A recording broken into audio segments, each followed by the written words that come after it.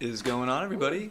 Welcome to the live viewer chart readings with Lauren. Hello. And myself, Bryan. Hello, everybody. Hope everybody's doing well. It is definitely energetic today. So I want to address the chat really fast. Which I feel like I've addressed this in the last one, that I have everybody on the list that has donated. Yes, Energies of Gaia, you are absolutely on the list. You look like you will be done in the readings. That'll be on this, not Sunday. So today's Monday. God, I don't even know what day it is. Today is Monday. So we're doing Monday, Thursday, and then Sunday. And then we're going to be out of town for a week. And then when we come back, we'll do, I think we have like 4 after that, like 4 people that are on the list, unless there's new donations. So we're going to do 6 charts a day. So yeah, you would be on the, on Sunday. Yes, on Sunday. So. Yeah, and it's then... kind of a running list, right? You can only do so many a day, just so everybody knows. Well, yeah, and I think that we're going to do, like, we can do 6. We're just going to keep them to, like, 15 minutes, and then, like, talk about your chart, but then also, like, the transits that are going to, like, happen. So, we're going to... Some of them, we're like, oh my gosh. And we probably do get like into a portal, and get a little wild. It's easy to do. Yeah. But we love doing this. And we love doing it with all of you. So we're just, as always, so grateful to be here. How are you feeling with the energy today, babe? What is the energy? Because I saw everybody comment on your horoscope, like, that, I don't know, there was some interesting comments, like, about that it's been crazy or whatnot. Yeah, I kind of thought that today would be Hi, Lana. A big day because Mercury ingressed into Taurus and it squared Pluto. Okay. And they're both at 0 degrees of Aquarius and Taurus. So that was like a big kind of shift mentally from Aries, which is so fast and impulsive, to Taurus, which is slower, maybe a little deeper, even a little maybe emotional, actually, when it comes to thinking, than Aries is. And then square Pluto, which is really emotional. And then also having that Mercury disposit the moon in Virgo. I just thought like there was going to be some, possibly intense thoughts or dialogue or things going on. Yeah. I kind of like created a situation out of nothing today. That was, oh, you did? It was funny, but it like...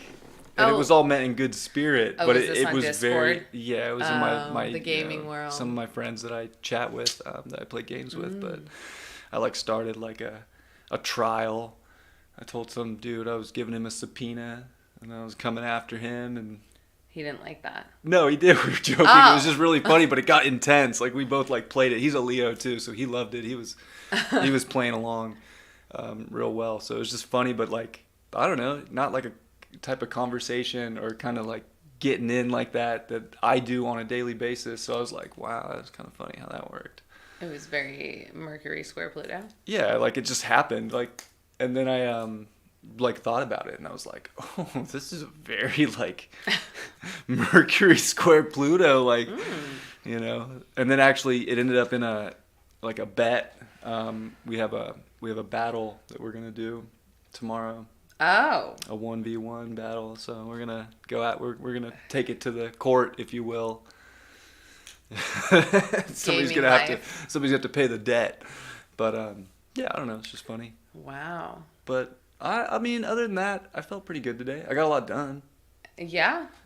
Moved around, went to storage, picked up my car registration. Just getting things done. Yeah. What about you?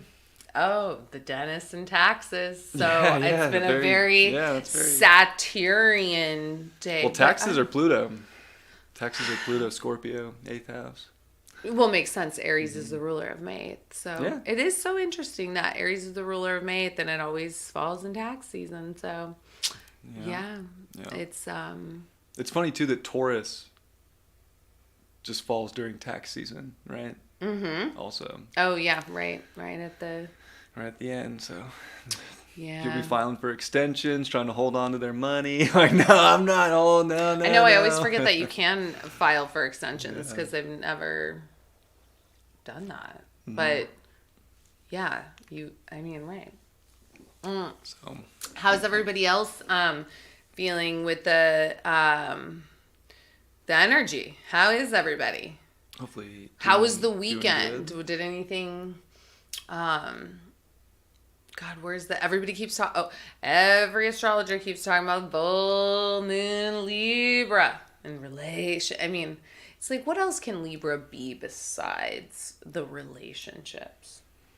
It's justice. Yeah, I'm all about that. Balance, fairness, the other. So it brings up everything that's outside of you. It's like everything from Aries to Virgo is very subjective and more related to the internal aspect of yourself. Yeah. Once you get to Libra through Pisces, it's all external, whether it's people in Libra or someone else's emotions or their deeper wants and desires, like getting something from somebody else in Scorpio, to a belief system that many in the world could follow in Sag, to a society in Capricorn, to groups and people in Aquarius, to, this connection to God, which is debatable in Pisces because that could also be just within, but it still is something that I think there's a natural separation from in this Yeah. reality to that we're trying to many of us are trying to merge back with it. Yeah. Some people just reject it and separate fully, right? Yeah. So Very much so. it's always something that we feel is outside. So yeah, it's the first full moon of, that we Libra. are dealing with the other. I think it's a big deal because it's Oh, I was It's just just- going to say, do we have any Libra moons in the chat? And so, yeah, in Northern Lights Seer, I mean, if you are Sarah 5582, 1:40 a.m., that is the Sarah that we are doing. She is the last chart that we'll be doing tonight.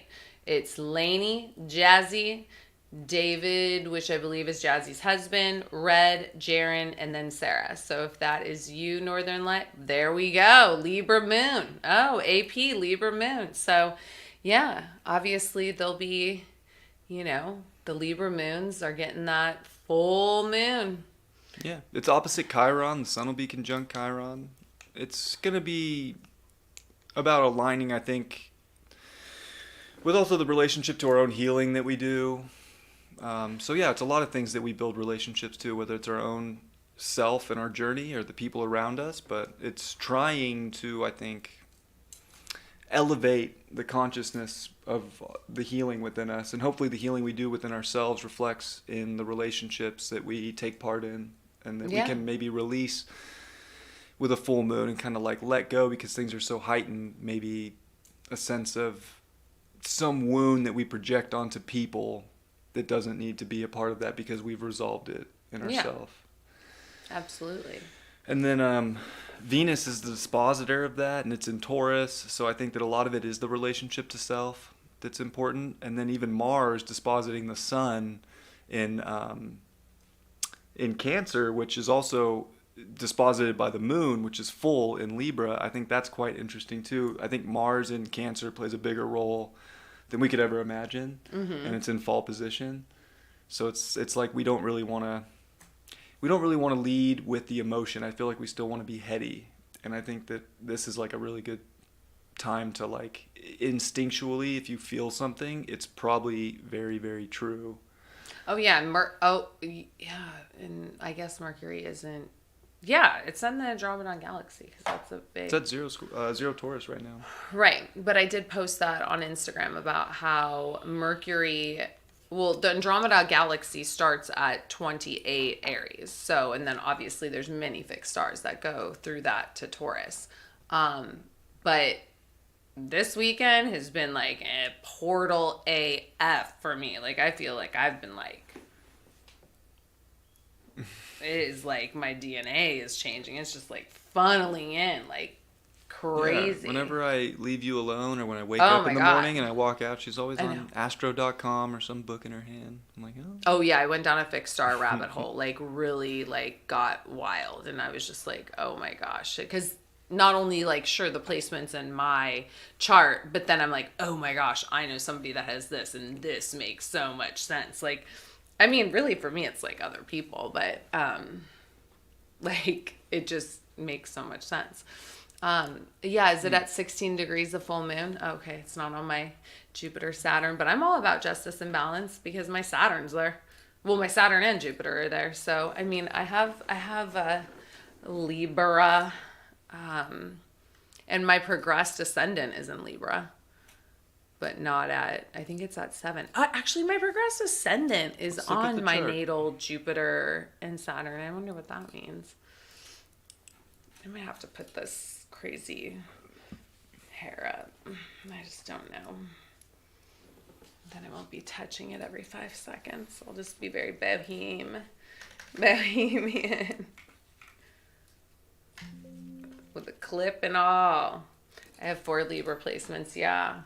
Well, we love to talk about Libra because, trust me, Libras just need to, like, not care what anybody thinks. But it's about people. It's always about people. That can't be right. Wow, look at this hair. I can't even. I'm trying to look at it in the other one. Woo, it's wild. Oh, that's why it's not right. I was like, that can't be right. What is it? Oh, I just had the wrong date. They want to remove my back tooth.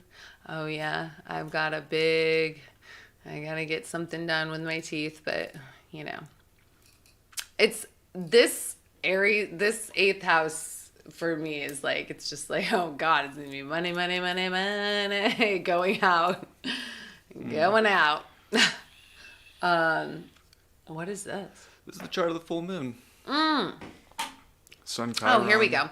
We're just having like a little, I felt like it was good for us to like connect before we go into the charts because, you know, that's what it's all about. So yeah, let's talk a little bit about this full moon before we go into Lainey Rose's chart.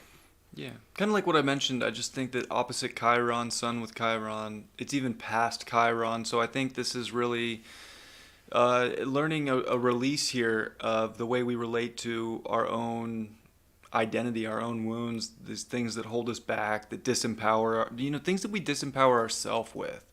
Because I think that's what affects our relationship. So I think that in essence, you could really use this full moon in a powerful way to do your work, to really heal yourself, to empower yourself. That can reflect so well when you're relating with others. And instead of maybe just projecting projecting wounds onto other people, because you won't be projecting a wound onto yourself in some way or identifying with something that limits you or, makes you feel like less than or not good enough or like you're some kind of outcast in some sense with Chiron. You're not going to, relate that way with others. So I think that plays a big part. It's also the moon in quincunx to Uranus. So I think that's an important factor too, because Uranus is kind of trying to shake things up, and Uranus will be conjunct Atlantis. Yes. So I think there is like a Yes. deeper, more mature way Ooh. to radicalize our life based on the healing. And even with Mercury and the North Node coming to their conjunction, only 3 minutes of geometry apart. So, even though Mercury says it's at 3 degrees and the North Node's at 4, that is a exact conjunction. That is tight. So it is like, I think it's more of a relationship to self full moon that will reflect and heal relationship to others. Yeah. So I think that this is an important moon to really, look at ourselves and be honest and be okay. And I think that there's like a forgiveness for some kind of a shortcoming in life. We all have a shortcoming somewhere. Nobody's perfect. So it's like an acceptance of what we might view as a shortcoming that's actually not. It's actually something that's really a gift to us and has helped us progress forward and identify ourselves and become stronger. So I think that there is something about the realization of your worth and your value that's huge. And even that Mercury and the North Node are in a square to Pluto with, a less than 5 degree orb. Good idea. I thought this was a Tuesday thing. Red, you're on the chart. You're number 4. We were going to do it Sunday because we have this list, but I refused to work. Oh, yeah, on because he Sunday. did his class. Sorry. So he was just like, So Monday. Yeah, yeah, so this week Reddit's going to be, well, today, Monday, Thursday, and then Sunday. Because then we'll be out of town for a week, and then when we come back, we'll finish up the other ones and new donations or whatever. But you're on tonight's list, number 4, because we're going to do 6 charts. And Pandora's at 29. I'm noticing that in Aquarius. That's interesting. Yeah, Pandora's going to meet with Saturn. Yeah. So, yeah.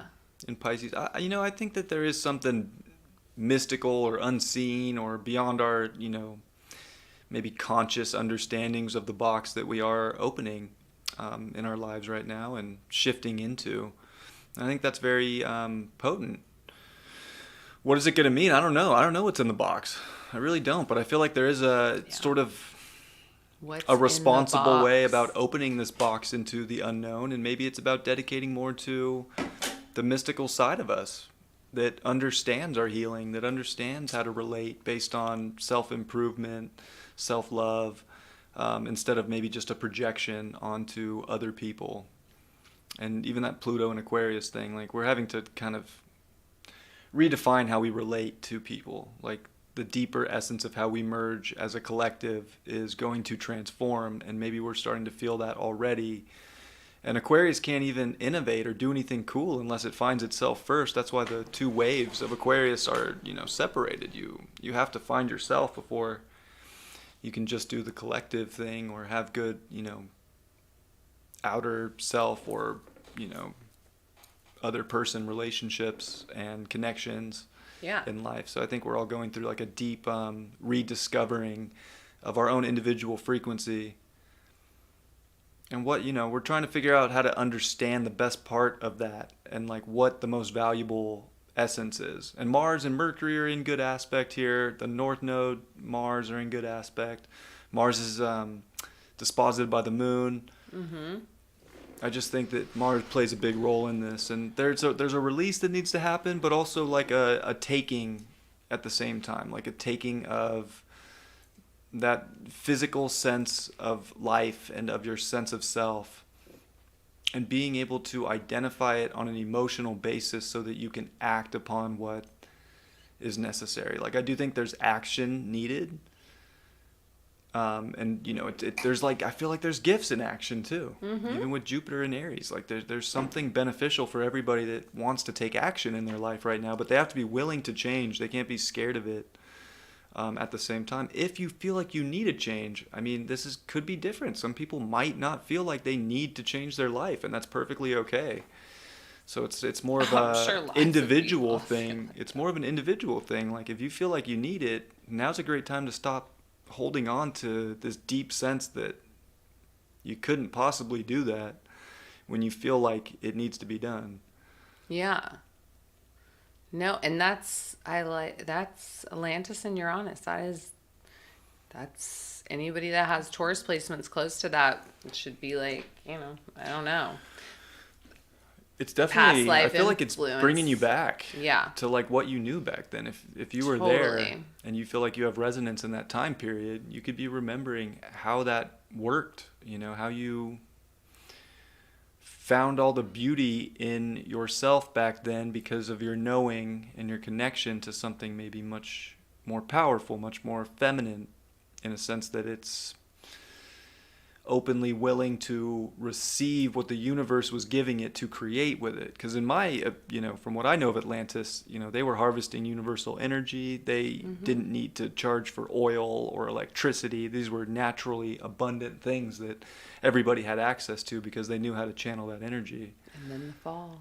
So even Uranus, it's like there's technology here that maybe we're unlocking, that maybe isn't so outside of ourselves. Maybe it's just more about how do we use it in our own physical bodies. It's like the thing that Dolores Cannon, when we were listening in the car about how they said the pyramids, like it was right. They were telepathically all though as like their it was a tribe collective. And their collective, and it was like energetically like of course then there was like galactic energy that was also, but they were like literally that was the technology was telepathy and like connecting with others that were on that same energy and vibration. Which So. I would say, in essence, for Pluto just in Aquarius for the next 20 years, Yeah. like my greatest like hope or ideal for that to transpire when all is said and done is to have more of a grasp of that connection in Yeah. life, our human technology. You know, I'm sure there'll be cool technological stuff at the same time that pop up in that time frame. Maybe, who knows, maybe not, but likely some kind of thing gets invented that changes things. But you know, I hope it's more along the lines of that ancient technology that I think we all possess, or at least I believe we do.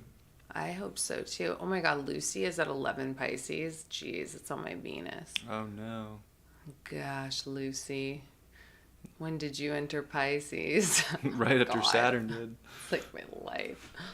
And Nasus has been there since 2008. It's a slow one.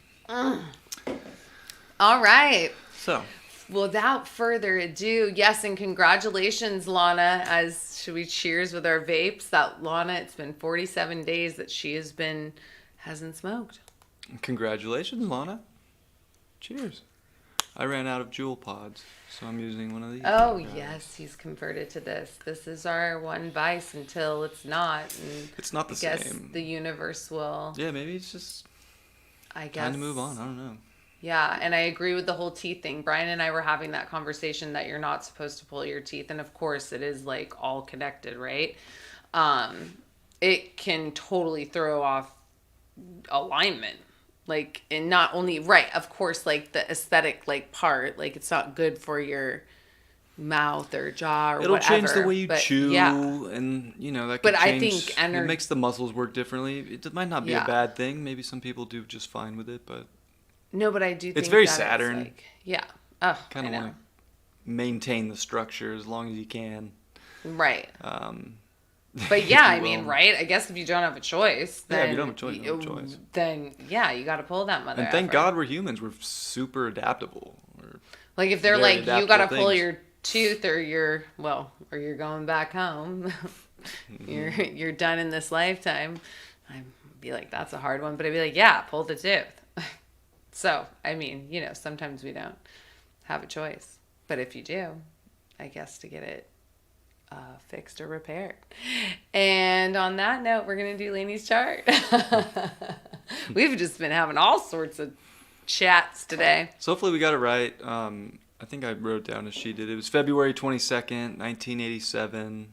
Yes. 7:46 A p.m. Pisces. Aurora, Colorado. 29 Virgo rising. Oh, wow. Yeah, you know what? It was funny because I pulled the chart up and I looked at the rising. And I was like, oh, wow. Oh, yeah. Lainey Merlin, says it's correct. Okay, good. Merlin ascending. Oh, really? Yeah, Merlin rising conjunct the ascendant. Wow. Are you a magician, yeah, I mean, Lainey? You know, it's just interesting. It's like having Merlin Yeah. conjunct an angle in your chart, or like your sun or your moon. There is something And then that magical opposite there. of Pisces, like, yeah. There's something alchemical. You're like there's, a healer.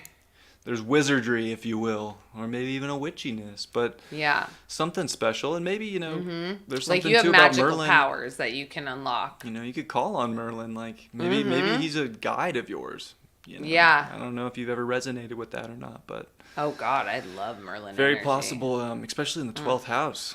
Oh, my God. You know, You're conjunct right. the ascendant, but in the 12th. And even retrograde. So retrograde is interesting too, Merlin because there is could be like a part of your tribe. yeah, Merlin retrograde's almost like, you know, you should really go out and seek Merlin. Like maybe he won't just come to you retrograde. Maybe you got to go and like kind of seek that energy if you want to find sort of that presence that he might hold in your life. Yeah.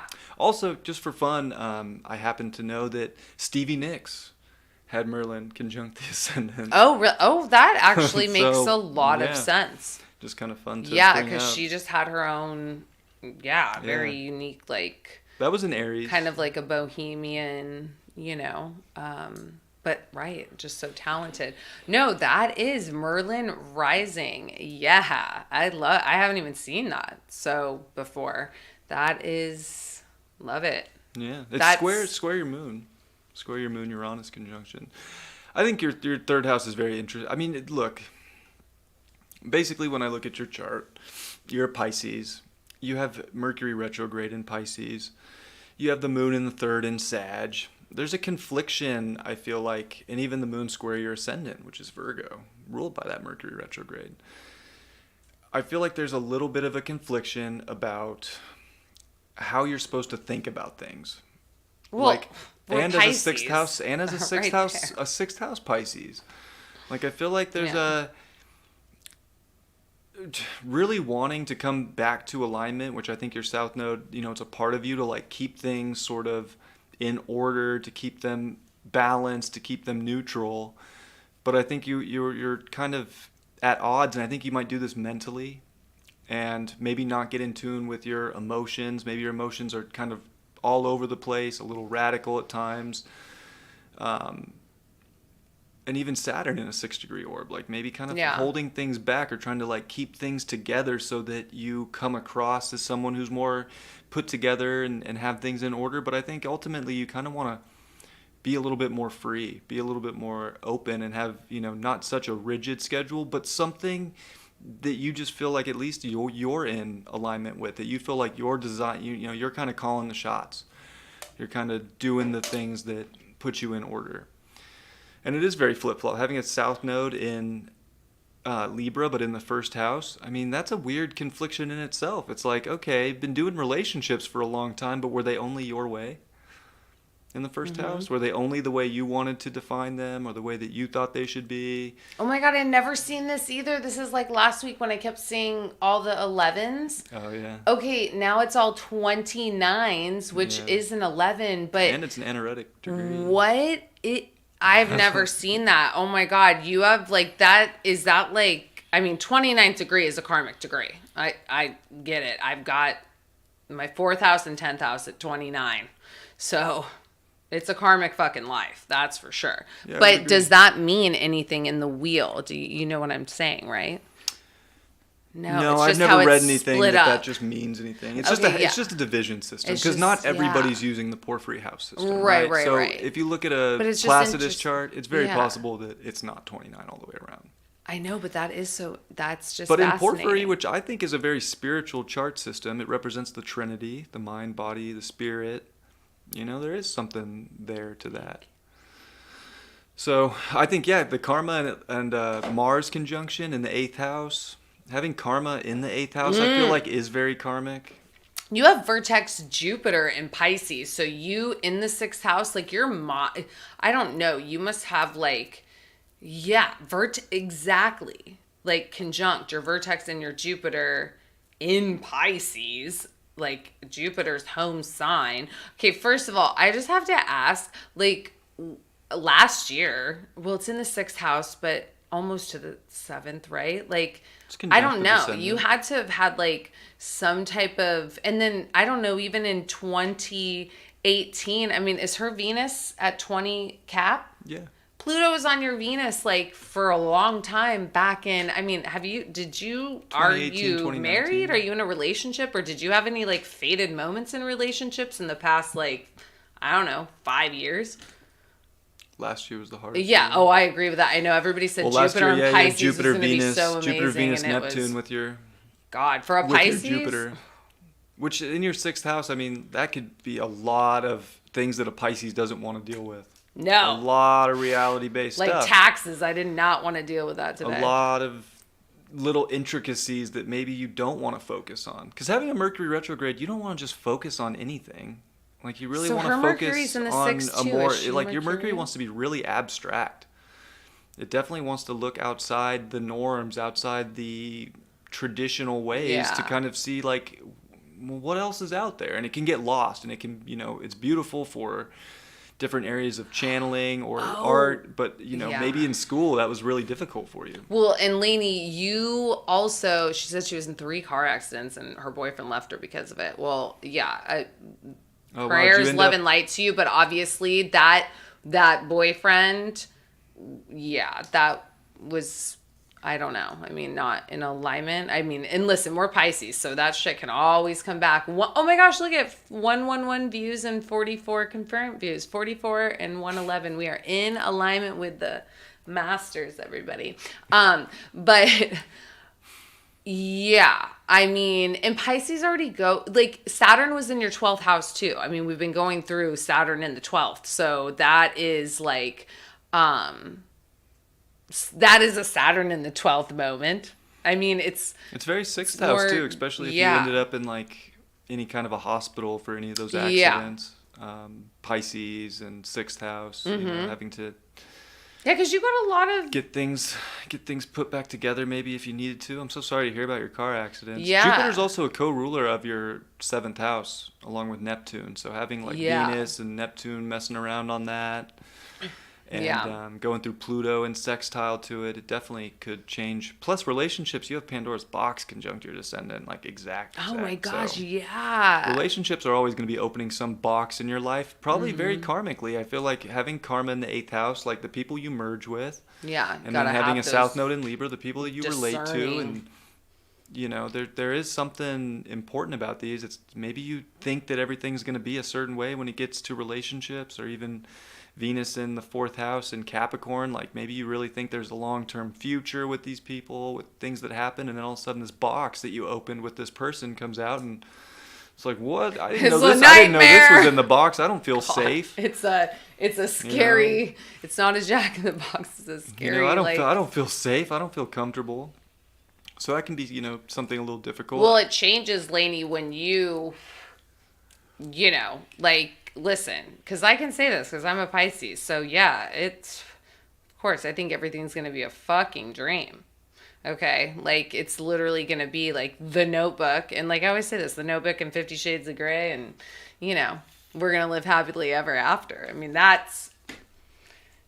At least you have your Venus in Capricorn. That grounds you a bit more. Mine's in Pisces. So I'm just like, yeah, but I have learned to really rip I wasn't ripping the rose colored lenses off. It was like I was slowly, and then I was like, okay, I've got to really fucking be discerning here. And obviously, you know, that takes time, but I think to know this and to like embody it, that helps weed out all of those very Jupiter Neptune, right? That Jupiter Neptune whole situation, everybody's like, oh my, you know, yeah, of course, because it hadn't happened in so long, and it's Jupiter and it's Neptune, and it is, but for a Pisces, it was not what you thought Jupiter and Neptune would be, because it ended a lot of relationships actually, but that I think didn't want to end, but you knew, oh my God, this is like Neptune and not in the exalted way.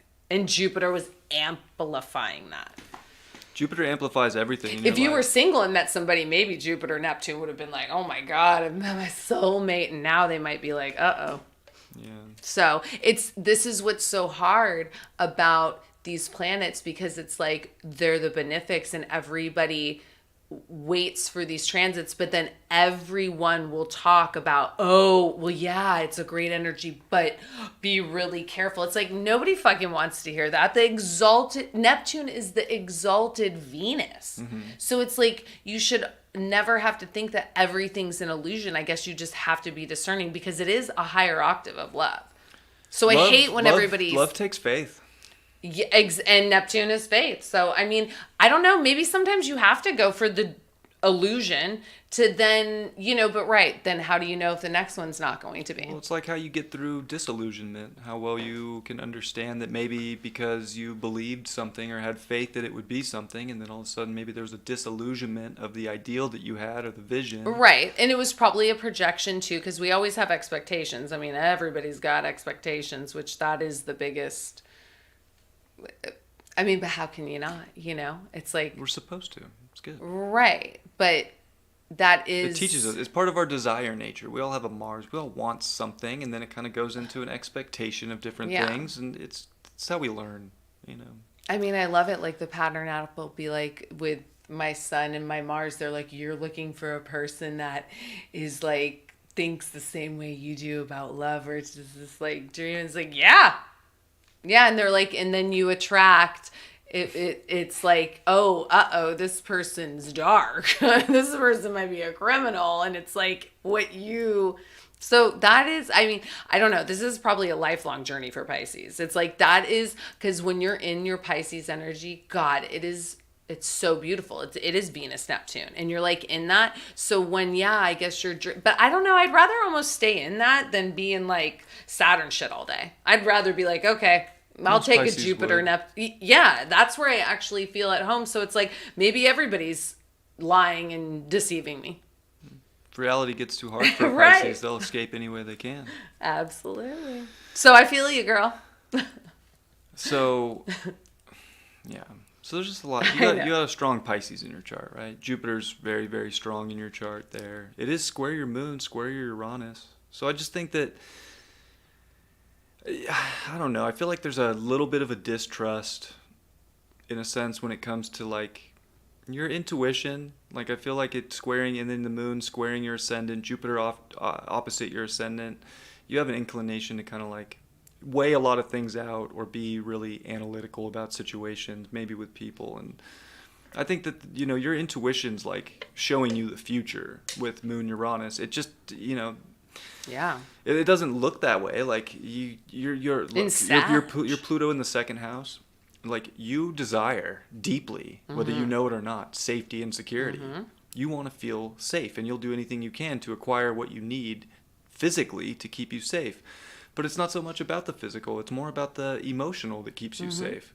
And it's your own emotions and how you can understand and relay your message about how you're feeling instead of any kind of suppression of that. Now, look, you could have had a wild life growing up. Your childhood could have been all over the place. Maybe moving a lot. We have maybe parents. She has Neptune too. Maybe parents, issues with parents. Maybe traveling a lot. Who knows? You even have Chiron in the ninth. Maybe it was all over the place. Or maybe you were... We have so many similar placements. Stuck in one place, but nonetheless, like you're learning that like you find safety and security through the deeper side of your emotional being and how you channel that and express that, and not thinking that you're crazy for expressing what you feel. Right. Your feelings are very important. Yeah. Like you are the light, like all that Pisces and everything. Okay. I mean, I know we don't have the same placements because I'm 81, but I have Pluto in the second. I have Neptune in the fourth, which, oh my God, that is deception in the family, and you probably don't want to see it, but it's there. Our whole childhood was moving every year. Yeah. Yeah. Yeah, Uranus moon on the IC down there, conjunct. And then even Chiron in the ninth. I have that with my moon, though. Not moving, Gemini, moving that much can make you not feel secure. Every time you get comfortable in a place, you're kind of forced out of it. Absolutely.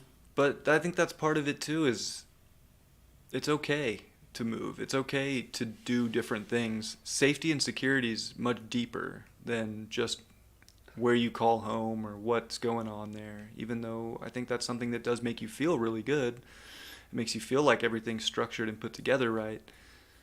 There is more than that. And I think, too, your relationships are extremely karmic. Everybody that you come into contact with, like, they should be showing you, I think, in a very physical way, that they're committed, that they're here for the long haul, that they want to be around and support and help you. And I think that it's your job to learn how to trust people, too. And maybe that's hard. Maybe you feel like, too, that you're getting constrained or put in a box with people at the same time, or that, you have to compromise. And I think that, compromising is good, but in a way that matches what you want, and hopefully you find energy and you attract energy that wants a similar thing so that you can. And I bet it's through a relationship with another person. That's where you really do find a lot of growth, but also where you could find like that home life that you would want, that is like maybe safe and secure, but also, an emotional place, and a place that you can rest and even cuddle. Charge. Like, oh my God.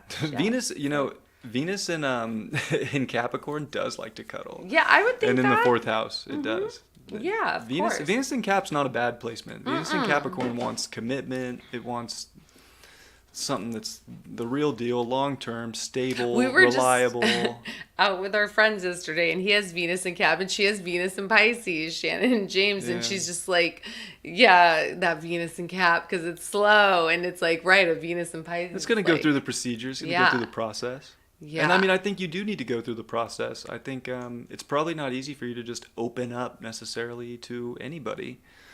yeah, I think there's something about past lives karmically that yes, you probably very much so. you've probably been like a little betrayed by people, and you're learning to trust again. And What maybe this Pisces life that showed hasn't? up in things with family or in just your community or things close to you or maybe even school, where you maybe develop some kind of a distrust. But I think once you trust yourself and know that you're always secure, that Yeah, you're leading the way for how relationships will go, how mergers will go, and that you don't want to suppress your emotions. Like, yeah, they might be all over the place. Like, they might, flare up from time to time and be electric with Uranus there and square Jupiter, but that's where a lot of your gift is in the emotion, because that connects you to your intuition.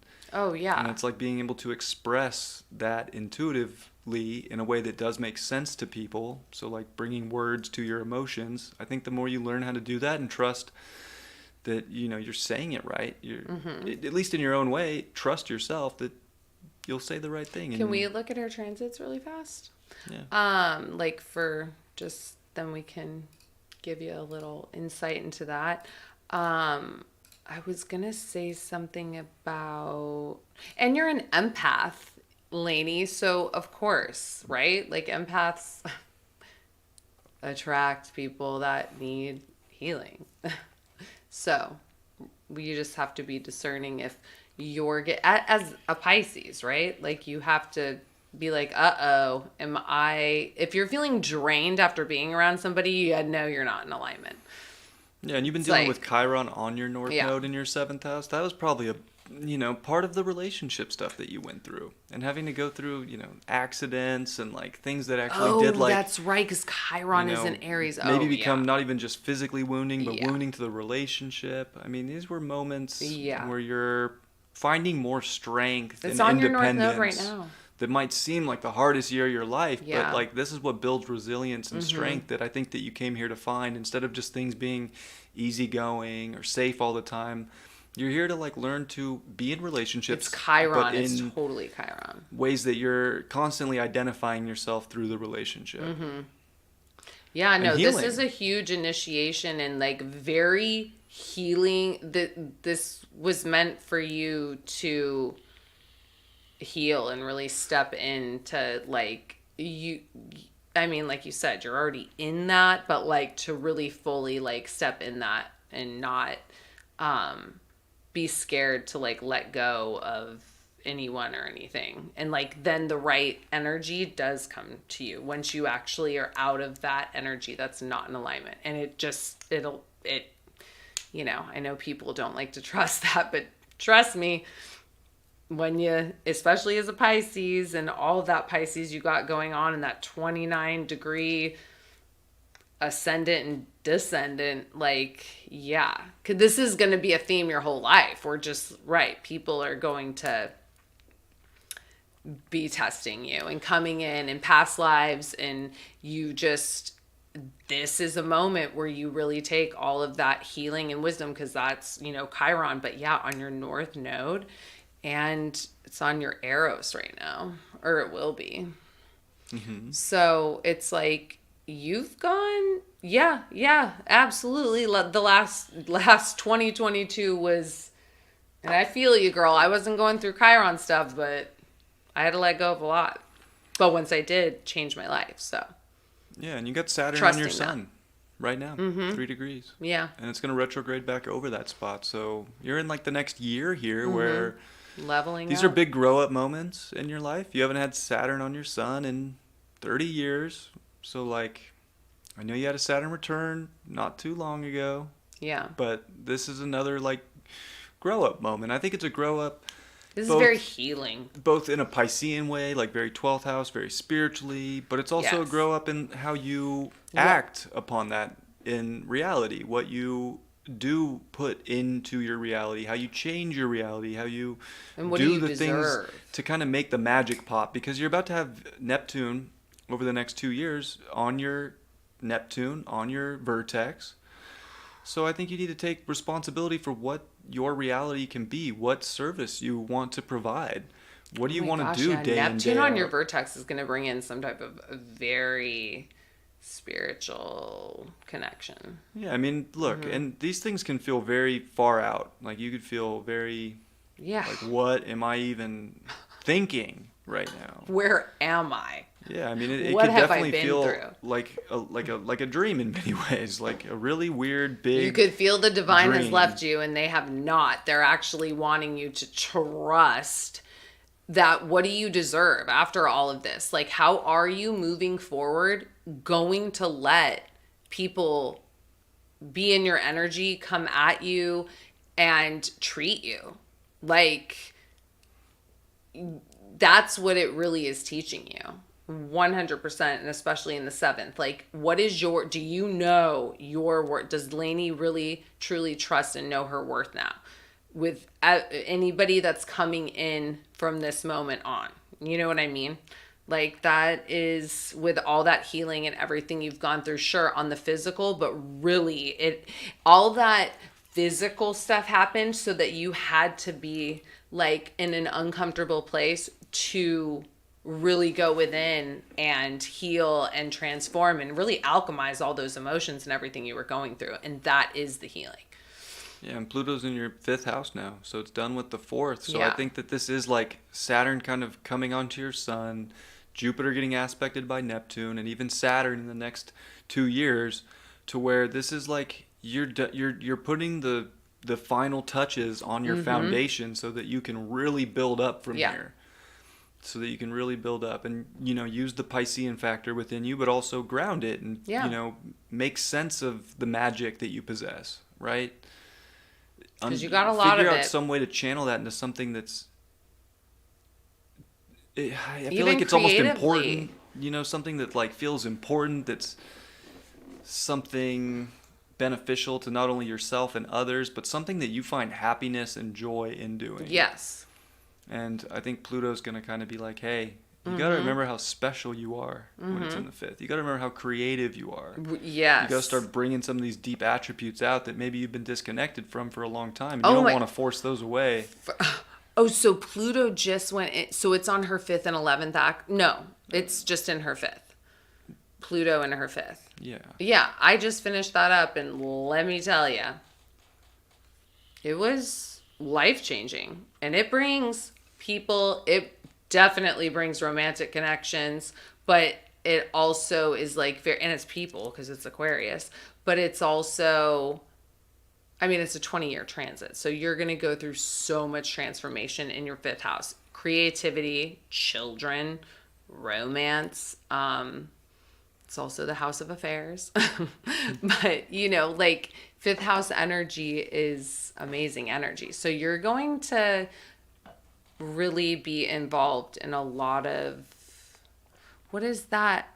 Yeah, and you have your nodal return coming in the next year, so there's a lot that's getting Yeah. ready to pop for you here. And I think empower you, but, could also bring some powerful love into your life or a relationship. I'm feeling that with Neptune on her vertex and then Pluto just moving into her 5th. You'll meet some type of soulmate. Now, again, soulmate, whether that ends up, manifesting however we want it to, it's almost just like going with it and just like, and it could be like a creative relationship too. I remember too, yeah, Neptune's going to be on your Jupiter and your vertex, but it's also going to be squaring your moon and your Uranus. It's been squaring your Saturn. There's just been a lot of... But squares are action. There's been a lot of, rose-colored glasses coming off in certain areas, and they're not necessarily going to stop, and things can look really, really, really, really good or really, really real, and they might not be, and that's okay. Yeah. Still trust your intuition. Still build your foundation. Still feel secure. Still feel good. Still feel in alignment. Still feel connected to the universe. Like, whatever is just showing you its true colors is just letting you know that that's a part of life. Yeah. And lessons. You're going to have so many lessons with people, yeah, with people and just, but like projects and romance. Fifth house is romance. Yeah, I So, think people, yeah. friends, groups, other people in your life are going to be big, Yeah. with the nodes coming into your seventh, with a solar eclipse on your eighth house cusp, Yeah. and also your moon getting squared by Neptune. It's the ruler of your 11th house. Like, there's definitely situations with people that might look great over the next couple years. They might look like they're going to be the best thing since sliced bread and innovate and change life and think that they're going into this epic future and on this epic adventure. And they may and they may not. There could be, some more rose-colored glasses coming off. Well, So just, yeah. go through experience, be empowered, Right. have your base so defined that if these things happen, it's You're meant okay. to have You're the good. experience. You're still empowered and using Yeah. your special creative abilities and that magic in you to really just keep going. Keep staying strong, keep staying powerful.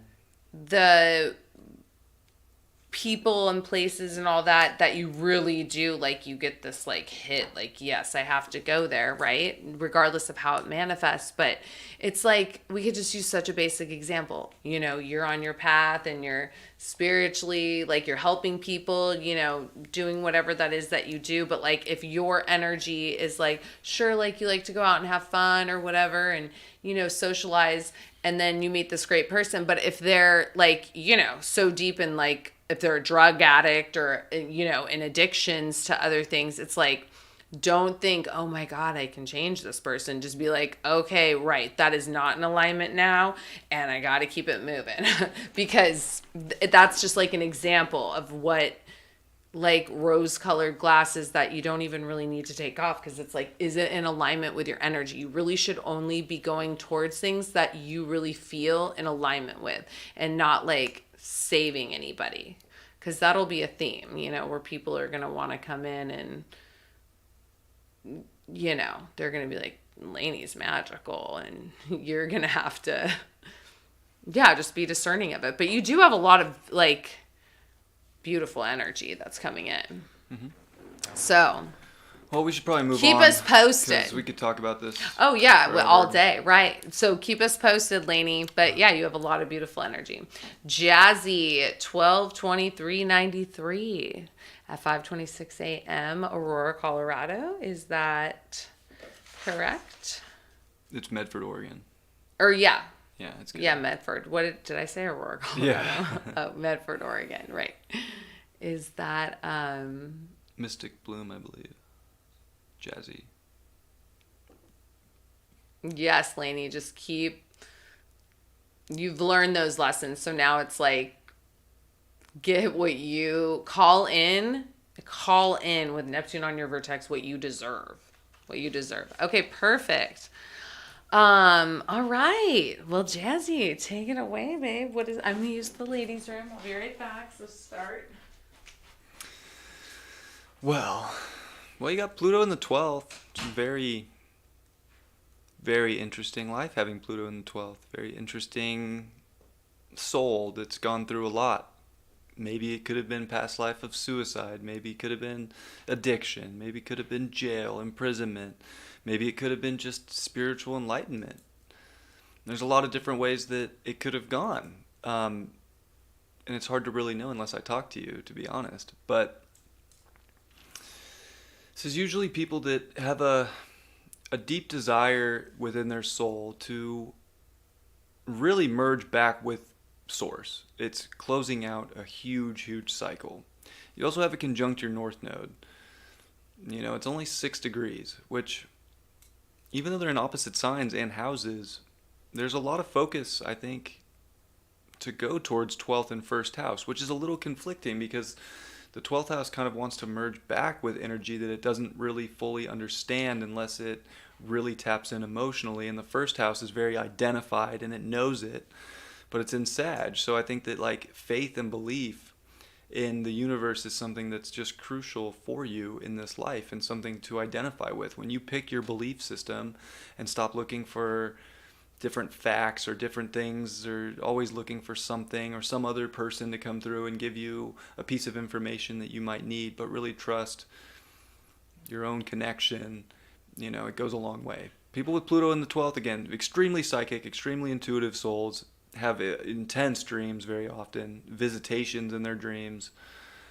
So that's something that I think is prominent for you. Like, what do you do with those? Do you keep a dream journal? Do they mean anything to you? They might be something that you could really learn and identify with. Often when you have Pluto conjunct the North Node, they're in the same house, and that house becomes very, very important. I don't believe that you have a polarity point because they're in a 10-degree orb, even though they're in different house and sign.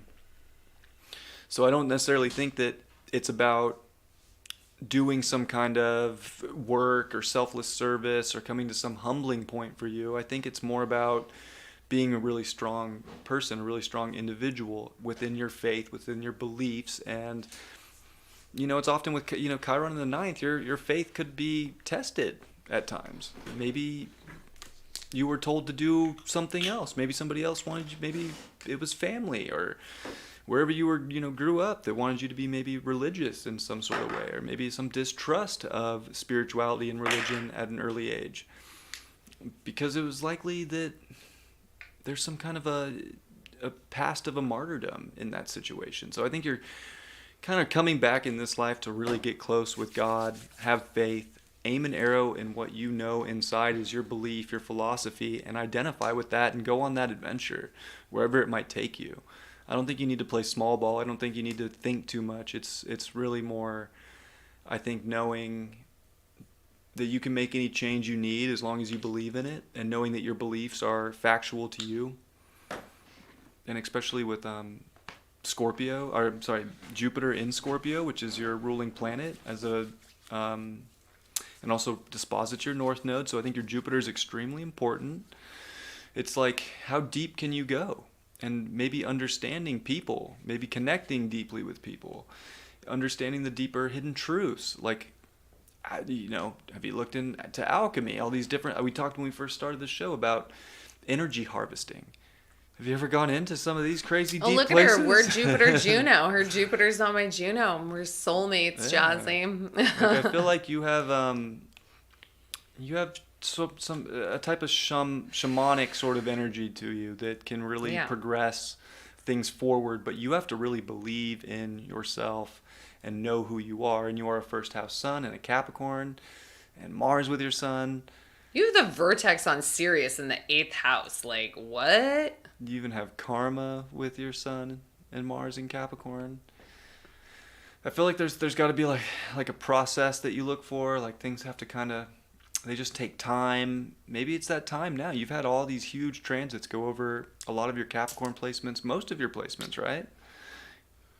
And even coming up on your Saturn return here, which is in Aquarius, trying to help you, I think, innovate your mind in a different way and really break out of the things that keep you, I don't know, thinking small or thinking in such a real life way or reality-based way, but how do you get more abstract and really define your own structure on how you can enlarge everything, and especially yourself and your sense of self. I think that you're absolutely here to not dissolve your ego, to use your ego to go into a deeper merger with the things that you can't see, and also with people. And maybe there's a slight fear of that.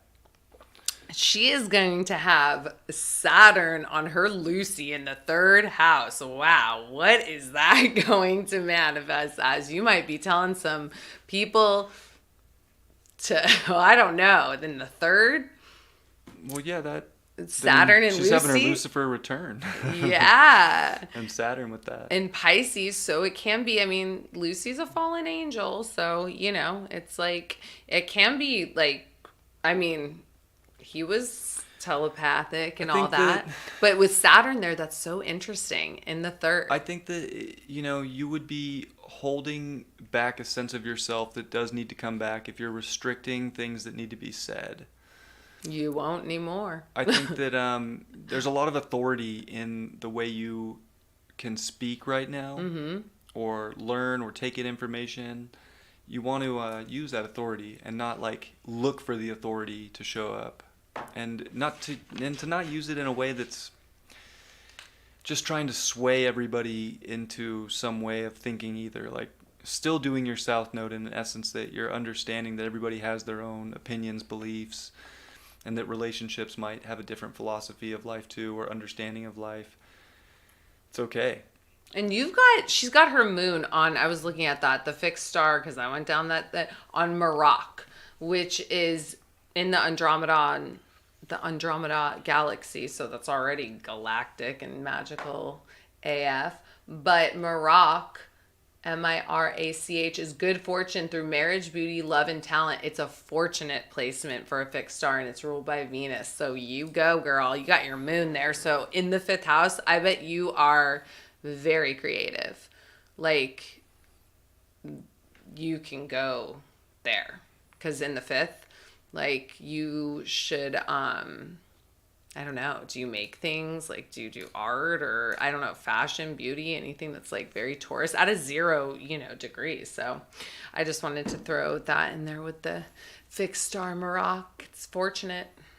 Which Eris and Lilith. Yeah. So where and what? We all have Eris and Aries. Yeah, but that it is conjunct But it Lilith. is That probably what, in it. your 5th? In her 4th. Fourth house, Ooh. Yeah. You might have to get, lay down the law in the house. Oh, and Jupiter's on your Lilith right now. Or, no, Jupiter's at 19. It was. Yeah, I think your own sort of divine law is the most important law, and it's up to you to define that and make sure that other people know that. Mm-hmm. And I know that you're, married, because we talked about that in the chat. Yeah. So hopefully there's a good understanding. Like, it's not that you are He's here a to run Pisces. the show by any means. I think that you do desire harmony and balance and communication, and that's good. But, like, also make sure that you're, not losing the boundary of your own self ever in the process, right? You also have Venus and Mercury conjunct. That's, like, really good for communicating in terms of, like, relationships and partnerships. In the galactic center. Right.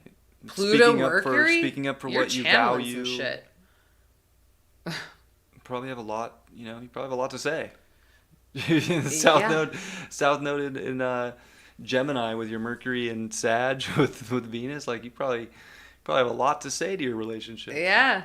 I would imagine. Well, we're doing so his next. He's doing his draconic though, but yeah. Draconic. But no, this is what they were.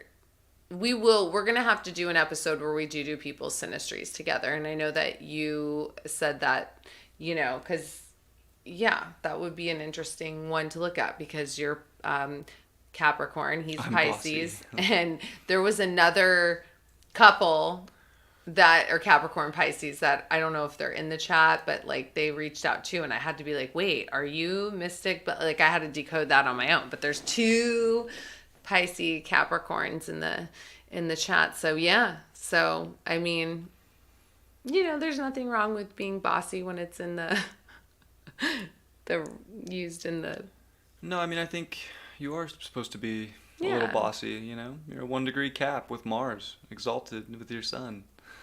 Like, in a 1st house North Node, you're learning how to be really in tune with who you are, and that involves communication. You had your Saturn return. That's a big one within, like, speaking up for, again, like, your wants and needs, your values, what you desire out of life and a relationship. Also the relationship to yourself, because it is like your 2nd house ruler, right? Capricorn, Saturn rules that. So, this could have taught you lessons about money. Maybe are you spending too much money? Capricorn ruling your 2nd might show up and be like, hey, you gotta pay more attention or be more responsible with some money, and maybe not just get too crazy. Like, maybe you wanted it, but is it good for you? So maybe it's helping your mind grow up so that you also understand more of your self-worth and what value really is, and now you know that. So I think now it's good for you to really express that, because I think you're really growing into yourself, which is good. You're here to do that. Yeah, Mystic Bloom. So I screenshotted your chart. When he's doing your husband's chart, I can chime into things that I see because you're doing a natal to a draconic, but we didn't set it up as the synastry, so we can't like change that Yeah, we now. can. Oh, we can? Oh, okay. Well, then we can do your. I think it actually is more powerful to do than her natal to his draconic Yeah. to see. Okay. Well, then yeah, because she said you can do that now if you want. So we'll just do, yeah, you guys to get, I mean, yeah, it makes more sense to just do you guys together. I'm going to go get a mochi for this. So David's chart's the draconic. We have March 1st, 1992, 5:05 a.m. Also Medford, Oregon. Did you guys go to high school together? You guys been together for a long time? Matching top knots. Oh man. So, it's interesting that David's draconic sun is Gemini, 3 degrees, and it happens to be on your sun in the second house. Or in the seventh house, or with your south node in the seventh house. I think that's very, very interesting. Maybe there is some kind of a soul connection there because the draconic chart is sort of a soul essence. So I think that David's soul is very, very familiar with you, Jazzy, and with who you are. That's Yeah, Jupiter on the ascendant. Well, no, this vertex and the, Yeah, it seems. and the pre-nodal. Seems like there's a big familiarity between the two. I feel like David's sort of soul, if you will, or sort of deeper essence of self or higher self, had possibly a lot to do with your human journey and like maybe helped your soul in planning out this life in some way. Honestly, like maybe to kind of show you, and having Jupiter on your north node, like kind of showing you maybe different ways to believe, different faiths, or how to find your own faith in some way to bring you abundance, but to kind of maybe do it in a more unseen way, if you will. Also, his draconic karma's on your Jupiter, so I feel like there is sort of some kind of a karmic bond between like you guys in some sort of faith aspect or belief, or even merge or trust. Maybe you didn't have a lot of trust before meeting him, and he kind of came in and brought that. Oh yeah, they're draconic. Is that their moons? Yeah, That's wild. that is wild. That is wild. Exactly 00. Am I seeing this right? Yeah, it's only 3 minutes apart.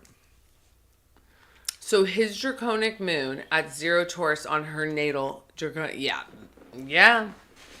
That is something. Yeah, I mean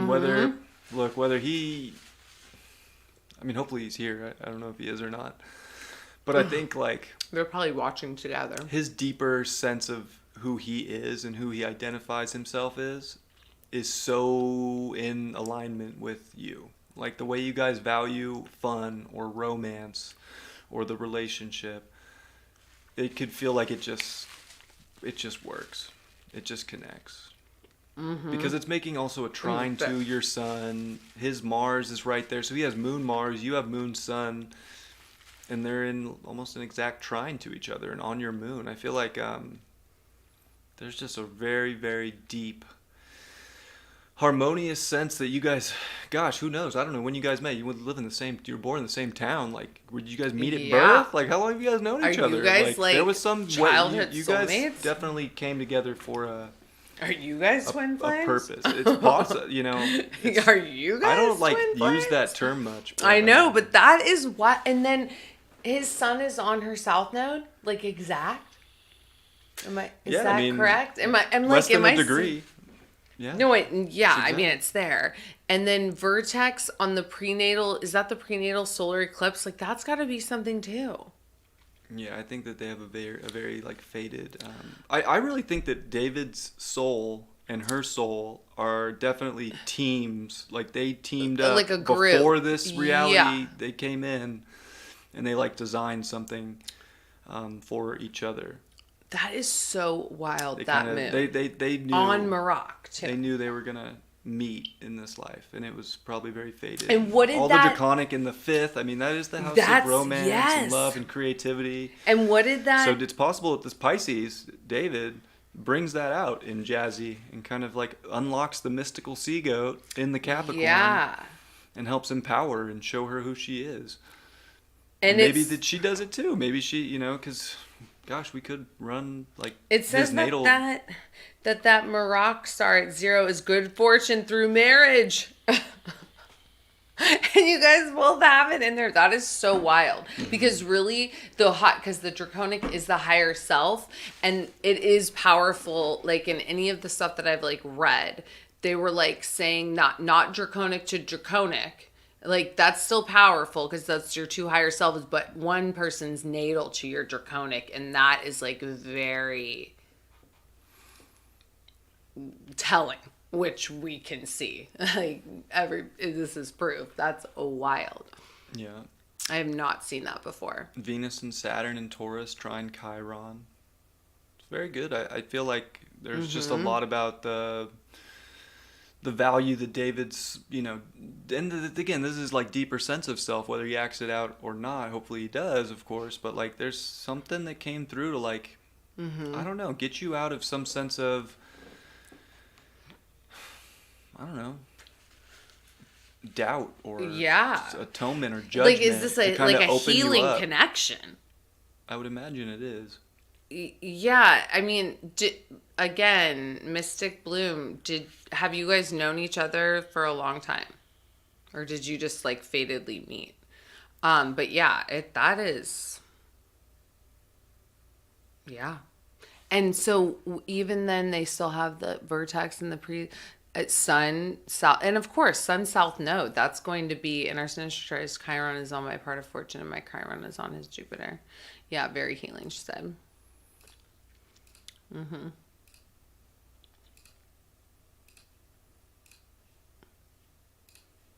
Just because I'm curious to know what the natal to natal is. Tropical. Oh, yeah. David's charts. This is tropical chart on the outside. Oh, yeah. North node Mars, North node Sun. Yeah. He is definitely this. He's trying to learn how to be more authoritative within himself, too. Neptune, and then you're Pluto. kind of helping show him that in your own way. Midheaven Pluto? Is that Pluto? Yeah, midheaven Pluto. Pluto. That's powerful. Midheaven Pluto, like, yes, you guys have like a mission together.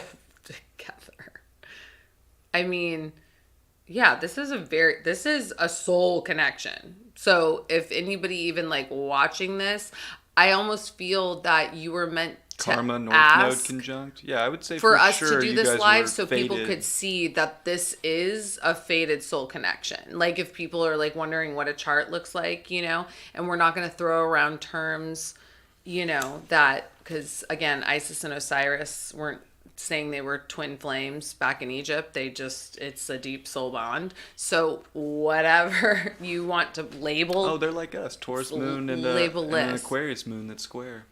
Yeah, but this is also a connection that is not only very healing, but it's like the work that you don't run from this connection. Like you're meant to like grow and work together through things, the good, the bad, the whatever. And it's like not necessarily, I mean, of course it's work, but it's your guys' soul is on the same, it's on the same path. It's traveling in the same direction. So, yeah, we were definitely meant to share like this so that people could see the sacred geometry or synastry of what a soulmate connection looks like. Yeah. Chiron, Jupiter. Mm-hmm.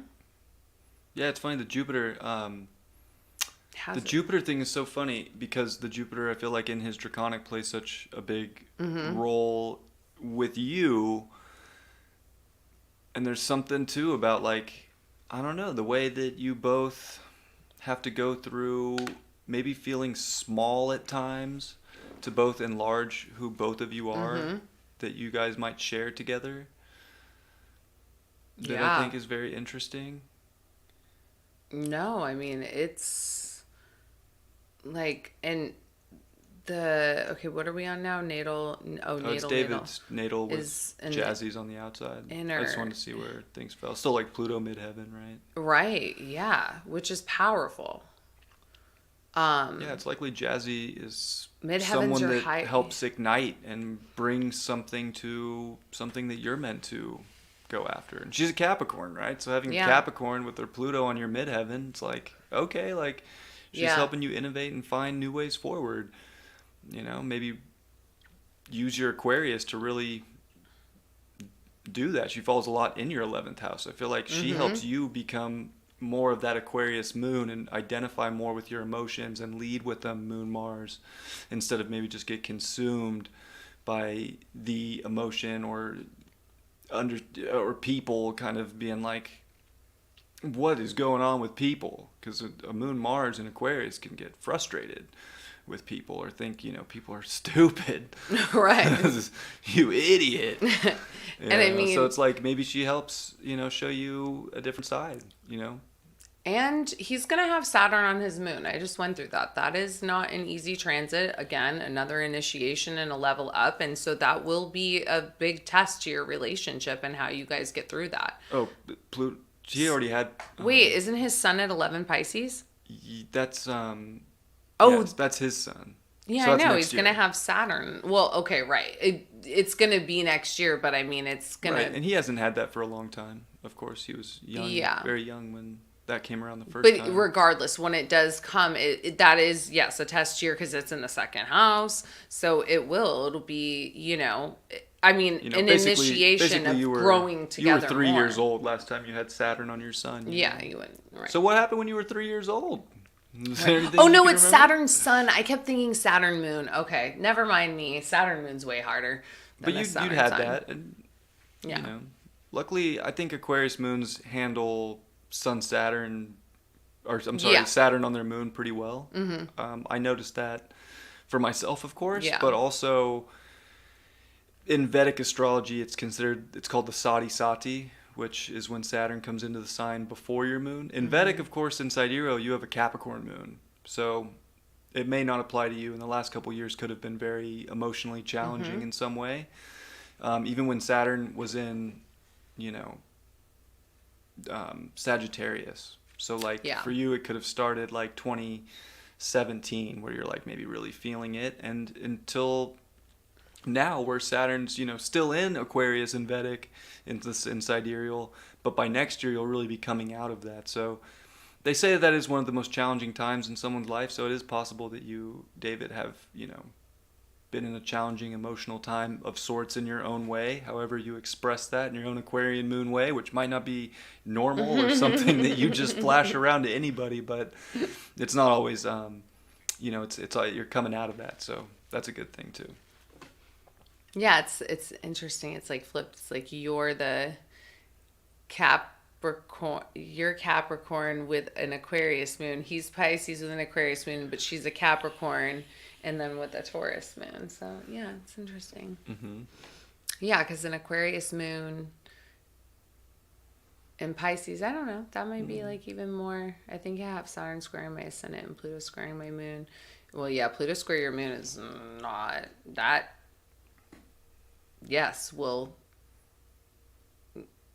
wait, where's your moon? Oh, yeah, you're right. Pluto is squaring your moon. So, okay, Yeah, right. and your ascendant, exact. Again, right, how you guys get so, I mean, right. And you're not you feeling have Saturn amazing. square your nodes right now. Yeah. Jazzy, so. I mean, Pluto square your moon, that is an initiation. So, I mean, knowing that though, like knowing that through the astrology, it's how you guys get through it. But yeah, that's it's going to change your whole emotional like you guys really need to know that these are just initiations in times of your life that you're going through, but like don't let it break you apart. Like if anything, let it really help you guys come more together. Yeah, and I think that right now is, it could be a time where hard work is necessary. Like you said, hard work, but so healing. Like that's exactly what it is. because like for you, Jazzy, you're having Saturn square your nodes and square your ascendant, right? That's, a big check. It's a big check, and it can feel like this is a sort of faded or skip step moment that kind of came to life right now, and you haven't had Saturn square your nodes in 14 years. So it's putting a lot of pressure on your nodal axis to make sure that you're doing your relationship responsibly, that you're doing your self-work properly and responsibly, and that you're having the authority to speak when you need to speak up in your third house. And coming off that Saturn return, your third. So, if you do need to have conversations, please, like, have your conversations. I think that it's good for the relationship. Yeah, of course. And it's definitely that Saturn, like, checking up. I think it's making sure that you're feeling empowered, that you're feeling like you are your full expressive self, that you're able to do the things that you want to do, that you're not feeling trapped or confined. And thank God, look, you're with an Aquarius moon. They're probably not going to trap you. No. They're probably not. Like, speaking from my own experience and knowing astrology, like, the Aquarius oh my moon, gosh, like, they will have come moon in square and be moon full. too. They do. We have moon square moon. Like, they'll come in and, like, they want to connect, but they also want to peace out and kind of, like, do their own thing and, like, figure themselves out sometimes. So his Pisces I sun, think though, probably helps with that. I'm sure when they come together, it's... Yeah, because moon square moon can be... deep. A Taurus moon is so opposite of an Aquarius moon. Okay? It's like... It is, but I feel like Aquarius moons can understand it.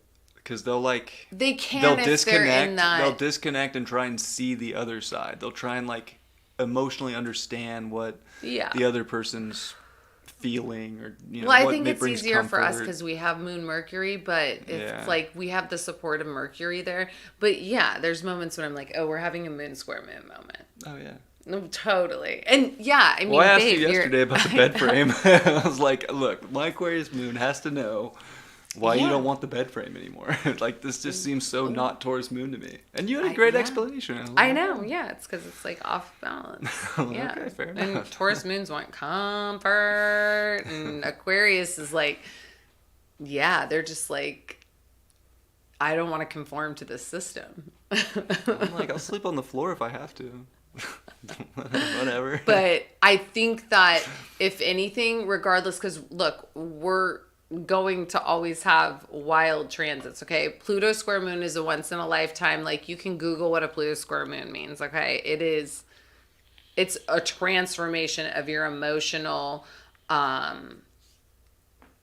it's life-changing, okay? But regardless of that, it's like, if anything, with having your chart up, with everybody sharing this, it's like, you guys are really meant to work through this and not have it like, when you go through these tests and these lessons and these initiations, it is really meant to bring you closer together. So I hope that at least helps, because we can't, escape any type of Saturn or Pluto or whatever. It's really to make, that's what transforms, and also the glue of, don't escape it and think that there's like, I mean, this is a chart that's like, why, yeah, you don't need to escape it. You don't need to see if there's, anything better or whatever. When things get hard, like, really go in and do that healing work together, different healing modalities together. Mm-hmm. Have your own sacred I haven't practice. seen in the chat, but I asked, like, if you guys were friends. I feel like there's a good chance your relationship started out as friends, maybe before lovers. You have Pluto in the 11th, so it's possible that maybe that's how it started out. But that Pluto in the 11th and the Composite, I feel like you guys are both here to kind of define a new structure, a new way together. It's not supposed to be the cookie cutter relationship that, maybe you've seen on TV or what your parents might have had. I don't know. Like, look, like, your relationship is supposed to be very unique and kind of special to and accepting that yourselves. Mm-hmm. And I think that it is around the guidelines of love, and you have Chiron square Pluto in your composite chart. So, like, really being able to emotionally be vulnerable and to, be really passionate is key. The more passion, the more healing. Which, And you have a lot of Capricorn in the first, like the grounding energy that like can get you guys Yeah, you got Venus and through. Pluto in square, like, or they're in sextile. I mean, sorry, Venus, Mars, sextile Pluto. Like, I think that that's a very, I Mercury would say, sign. like you guys are evolutionarily necessary for each other in a Mm-hmm. really beautiful way. Mm-hmm. You two together help open up and trust. Like you're Yes. both teaching each other trust. You're Yeah. both teaching each other passion. You're both teaching each other commitment. You're both helping each other, Mm-hmm. find the self through one another. And I think that builds a very strong foundation for a good long relationship that can be all of the things. Yeah. Not only a relationship, but to have the self identified and then have the relationship identified. Mostly the self that is identified as the self, but also identified in the relationship. Oh, and you And guys have your and it's Atlantis got on the Moon in fixed star Pisces in the third. Ptolemy. Yeah. Yeah, you guys feel each other. I think Totally. It's a there probably is some beautiful. telepathic Yeah. communication that goes on between you two, and Mm-hmm. I think it's a.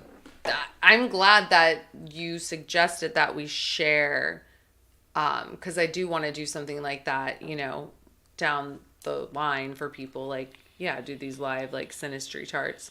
But this was you were meant to suggest that because we were meant to share your and David's as an example with everybody, and I think it's beautiful. It's yeah, definitely a soul connection. I think you guys aren't by any means here to be the normal cookie cutter relationship or to do it as anything defined by society or of the norm. I think you guys did that in the past. You have karma in the 10th house, up by the midheaven in Libra. You guys are definitely karmic souls, if you will, that came here for a purpose that I think is liberating and finding a new way and developing a strong faith in the relationship and having a similar belief system together, being able to express and communicate what you find sacred together is very important, and it'll bring a lot of value. The relationship did go through its Saturn return too, so congratulations. If you guys, make it through a Oh composite Saturn yeah, return, that's a yeah, milestone. This yeah. is something probably built to last, built on integrity. You're a Saturn, Mm-hmm. Capricorn rising. It's your ruling planet in your composite chart. It's a big deal. Yeah. And it's square Pluto also. So I think that you two are trying to definitely be fully committed. Trust is important. Not overpowering each other is Mm-hmm. extremely important. You guys have to be powerful individuals, but understand that just as powerful as you are as an individual, the other in the relationship is just as powerful. And I think if you can, mix that into your equation and know when enough is enough when it comes to like who's right or who's wrong or Mm-hmm. who has a better idea or something, like you guys will do well. But like don't try and think that one person it should call the shots. I don't think that's your relationship. It's more like a very sacred union that Yeah, can define very. can break the boundaries that maybe a lot of relationships get hung up on. Mm-hmm. So I think it's defining it in your own way. And Jeffrey Wolf Green would say Pluto in the 11th in a composite chart, could be a couple that's into what do they call like polyamorous relationships. Oh, really? Yeah, Oh, he's because it's always the talking 11th about he's house. always talking Yeah. about like 11th house in Aquarius having to do with that. Now look, I don't know if that's necessarily true or not, but I don't know because it's in Scorpio. that's kind So of like Scorpio doesn't really that's want a to good do that. example. Like Yeah. that's the kind of freedom I feel like both your souls want. You guys have to define your own relationship and what that is to you, but I think that you have to be able to give freedom to the partnership. Because I Yeah. think that the soul dynamic is so powerful that you'll always come back to each other. It's not like, Oh, and I'm yeah. not saying you should go do other relationships.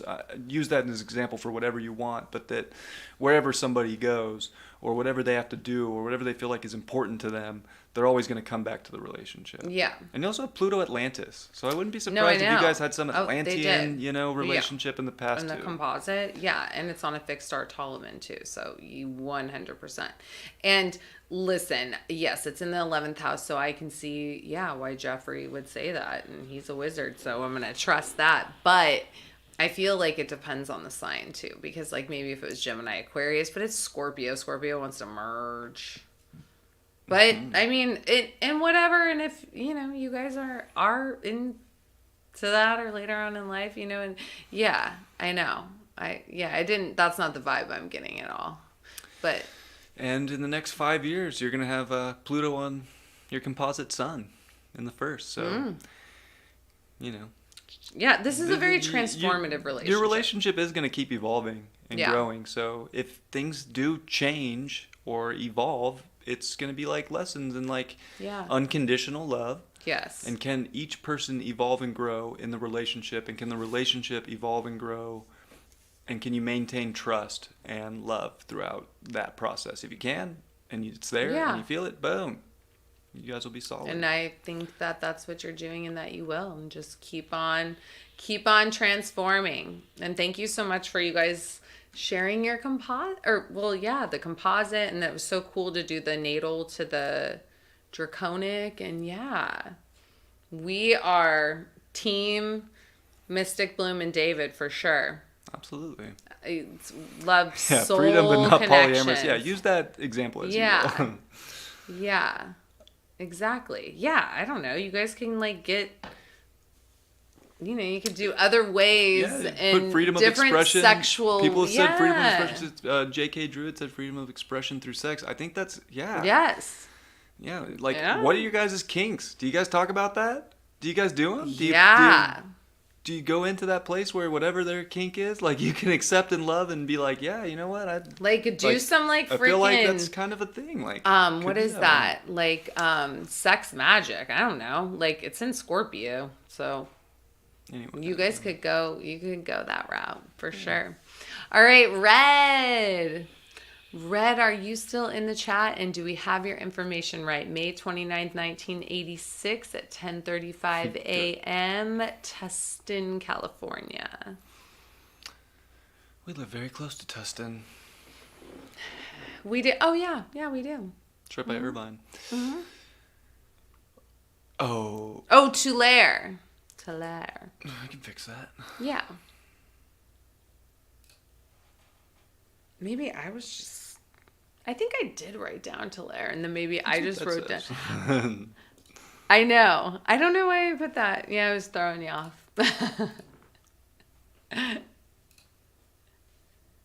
Tulare. Tulare. Okay.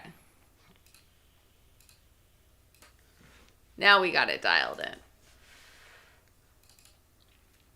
Tulare. Yes. Doesn't change much. So what do we see? Well, What's we got it's like your mother, Leo rising Gemini in the 11th house. Oh, okay, yeah. It did move Pluto from the 3rd into the 4th house, which is a huge difference because Pluto in the 4th is an emotional roller coaster.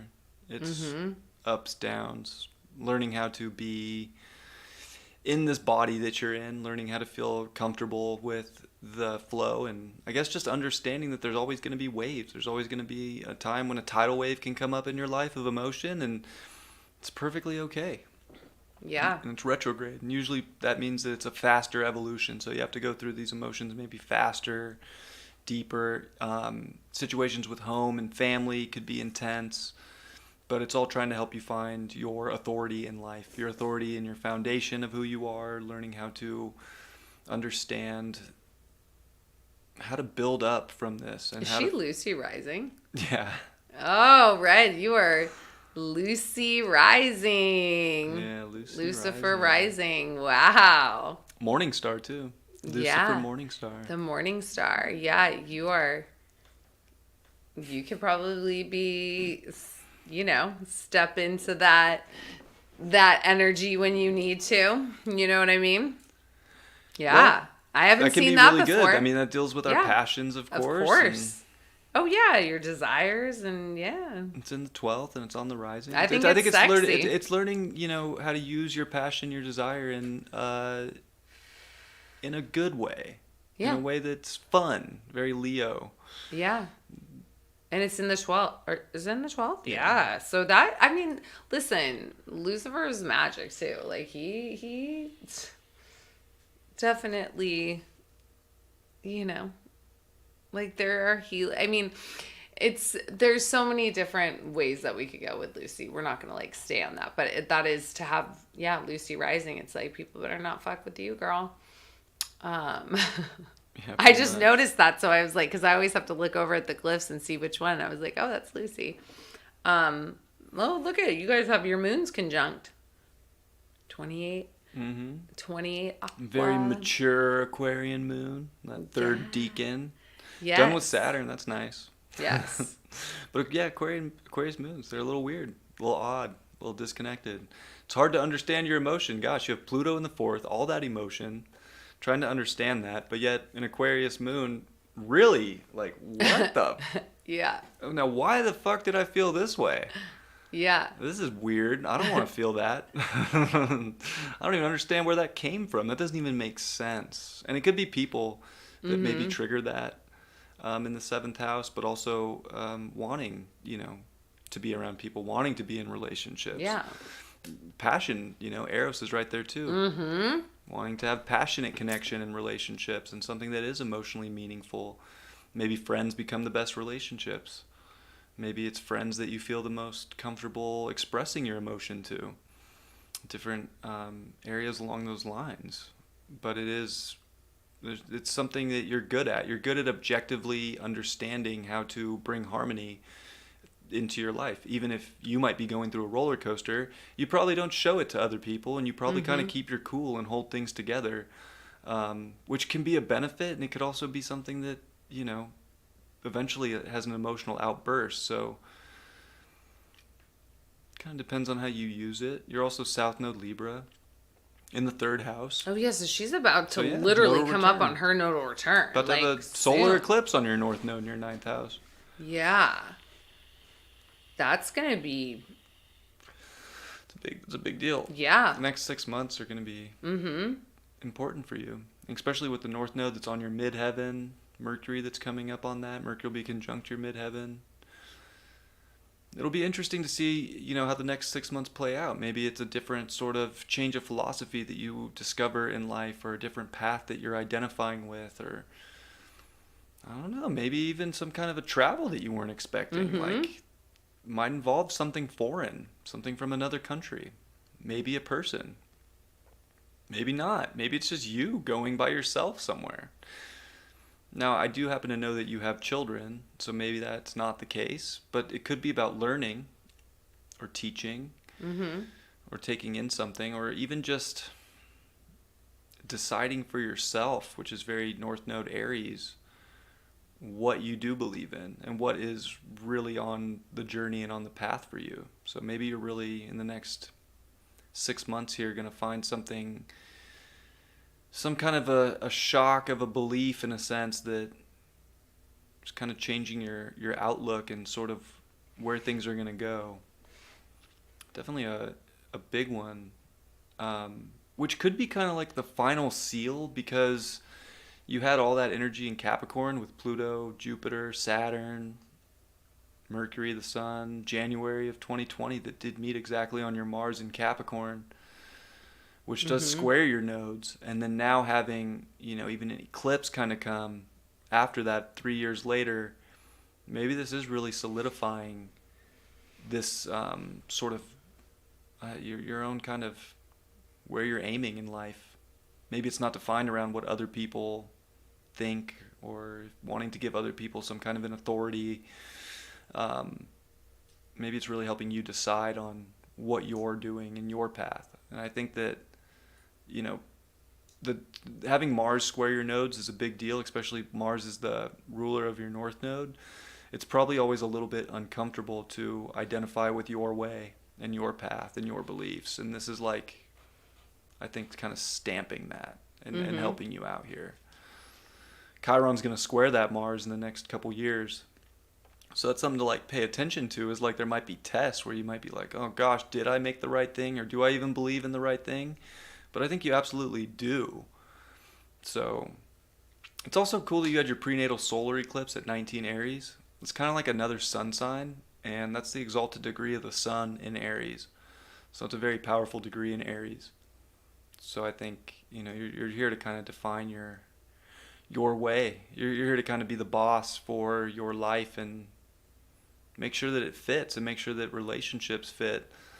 Make sure that everything around you fits, and stop like almost taking information from other people. Like listen to people, balance things out, be harmonious, be a peacekeeper in some way, but don't ever give up, faith on what you think is right for yourself. You're here to like define your reality and your day-to-day off what puts you in the driver's seat and makes you feel empowered and like a boss, right? Absolutely. And I think it is through being unique and different and rebellious, having a moon in Aquarius, sun in the 11th. You're not meant to do it like everybody else either. You're really here to kind of break the mold. So every time you do, I think that you get rewarded for it. And it might feel like it takes work, or it might feel like there's stop signs, or it might feel like, gosh, why is this ever gonna have a payout? Yeah. Or am I just like going through the motions and thinking it's the right thing? I think there is a payout. It just takes time and effort to get to it. You also are a Saturn retrograde native. That's another one. Like Saturn retrograde and Saturn in Sag. Like, your beliefs are yours. Stop looking for a guru. Stop. You're here to empower yourself on how you truly feel about a situation. Like, it's never about what anybody else thinks it's supposed to be. It's about what you think it's supposed to be. And you already said how Pluto at 5, so yeah, South Node's there. Right? Like right now. Mm-hmm.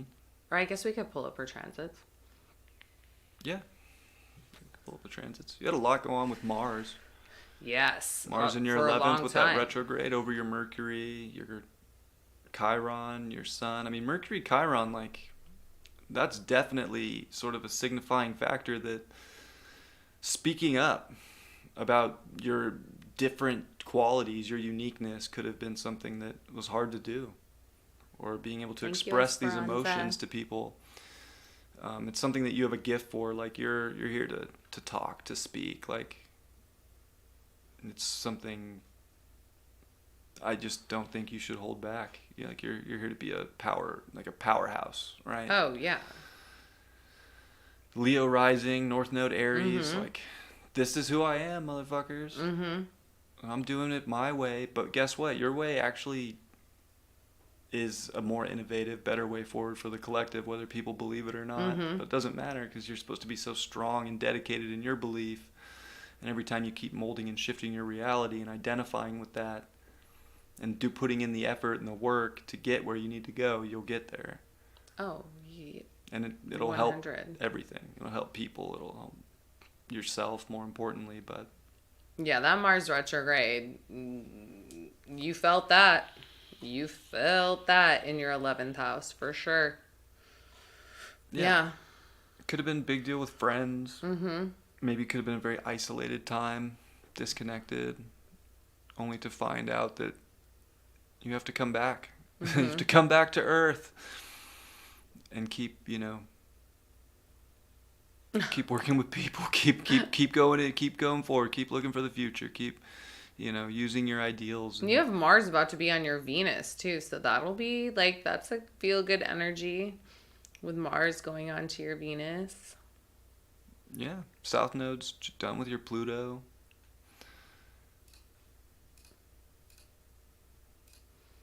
Let's see. Transits. Okay, wait, outer wheel. Look at that. Chiron's conjunct Pandora's box for you. Oh. In your 7th. Kind of karmic relationship did you just open up? Yeah. Have you entered into any karmic relationships? What a Pandora's box on your moon in your seventh? Oh man. What did you open up, Red? What box? What Yeah. looked like the thing that you just Look had to at open Karma's up? at 19, right? On her Pandora. Is that Karma with the K? Yeah. Karma's on her Yeah, Pandora. and she has Pandora on her moon. Oh Yeah. man, did some box just open up in your life? It's crazy. Yeah. Yeah. What's been going on in the seventh house of like people and relationships? Because I guess it could be business too. I got fat Mars. That Mars. Oh man, I'm so glad it's Cancer. Dharma. Oh my gosh, and Lilith has been going back and forth on her Lucy. Wow. Yeah, you are feeling some type of way. Are you 222 views? Oh, look at 22222. That's confirmation. You be feeling some type of way. Like, are you feeling yourself right now? Because Lilith on your Lucy asteroid, that's some desire. Maybe you just need to go out, get all dolled up and go out and just have fun for a night. Yeah, and then that Pandora's box will open. Yeah, it will. Seriously, with Lilith on Lucy. Oh yeah, and Pandora and Karma. Saturn's gonna retrograde for the second time in your seventh. Either you need to go out and like have a good time or just hide at home. It's like one or the other.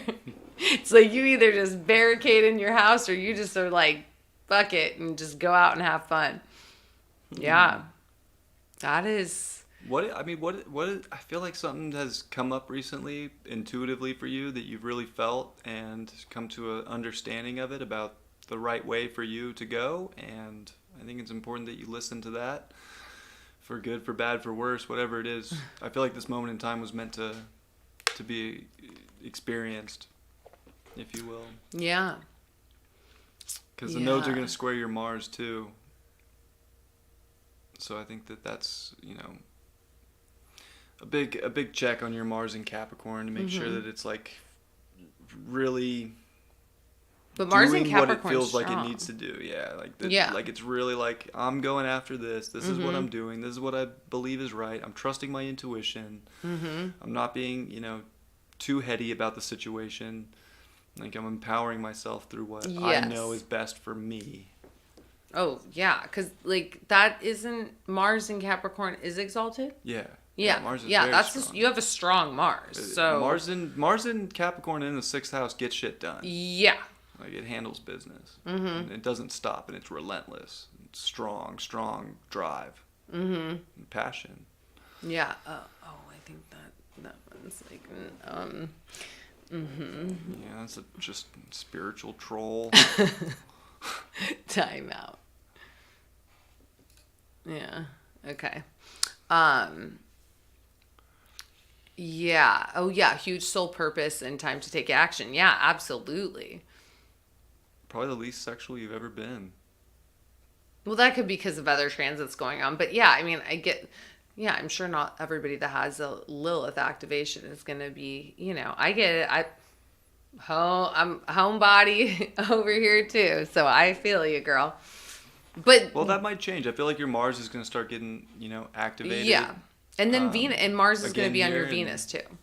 Maybe that was the transits to Mars over the past couple years. That was like. You said she could be at home a lot. Like you said, either it was things with people or like then she could be at home a lot. Yeah. I think the passion is. I think you were probably meant to. The passion's trying to come back, but it's like, what is the passion serving purpose? I feel like that's important too. And I think maybe you're at a point to realize that the passion does have to serve something bigger than just like a little need. Oh, yeah. And your Mars is, and your North Node will be activated. So all that like being just, on your soul, like you said, soul purpose. So that time out, You got Neptune square your vertex. Yeah. I don't know. I just feel like it's the intuition right now. It's like listening to those sensitive feelings and thoughts. even if they're scary, even if they have like something that's like, gosh, I don't really want to look at that, look at it. Mm-hmm. And if it has to do with like anything love or romantic or relationship wise, that's probably what that's where the sign is. Mm-hmm.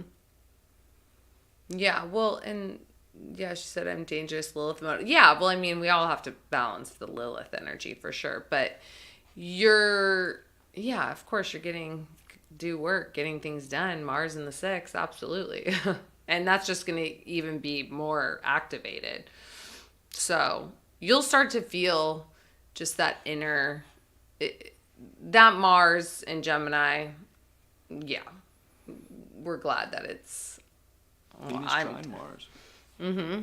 Yeah, so you have like a lot of like really like good like divine support that's like coming in, and yeah, but the squares, like Bryan always says, it's about taking action. Like people shouldn't look at squares as like a negative thing. It's like it's pushing you to take action in what it is you need to do. And only you know internally like whatever it's squaring I of love what squares. you got to. They make things happen. Absolutely. We would get lazy and do nothing if we didn't have squares. Oh, yeah. So squares like get us to make it happen. Mm-hmm.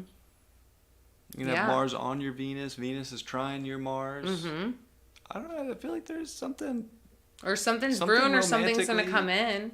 There's something that, Mm-hmm. And it's karmic. It is meant to happen for whatever the lesson is. It's like showing you a bigger perspective that is going to really empower you. And maybe it comes in the next 6 months. I feel like this eclipse season is going to be potent for you. Oh, yeah, especially with you going into very faded. Having an eclipse on your North Node, like, this is a faded year. You're going to meet,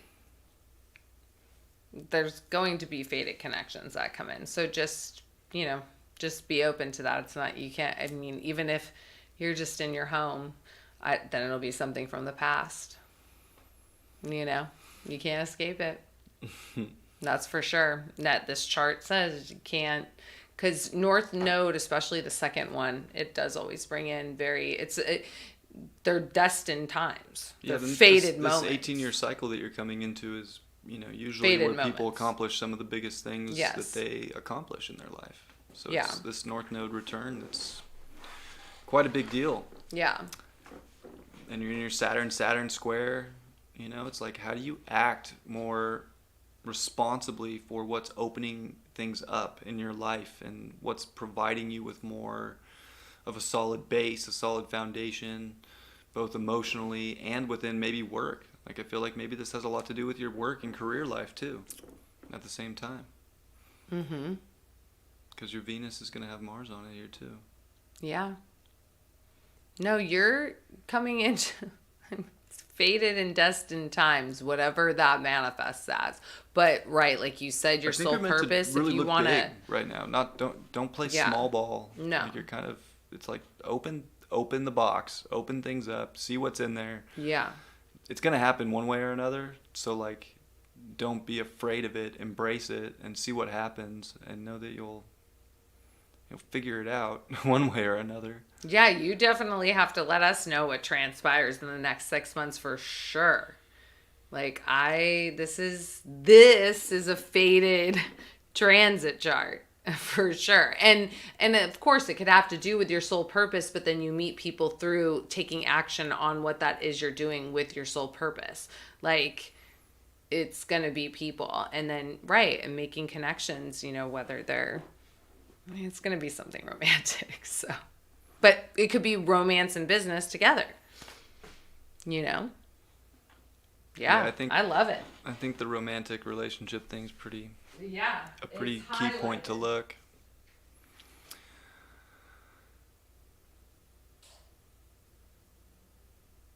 Yeah, Jupiter, Pisces, 8th house. I think that's important too. Just intuition's your greatest gift, and how deeply you feel and can show passion for something that you really want, and how to get what you want. And maybe it's through the belief and through the teaching and the identification of that and the faith. It's so important.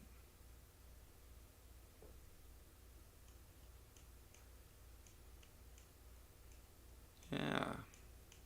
Trying to see if there's anything crazy happening to that Jupiter, because it does rule your 5th house, and I was curious to see if there was anything going on there. But that's, Saturn coming up on that, and it's done with Neptune.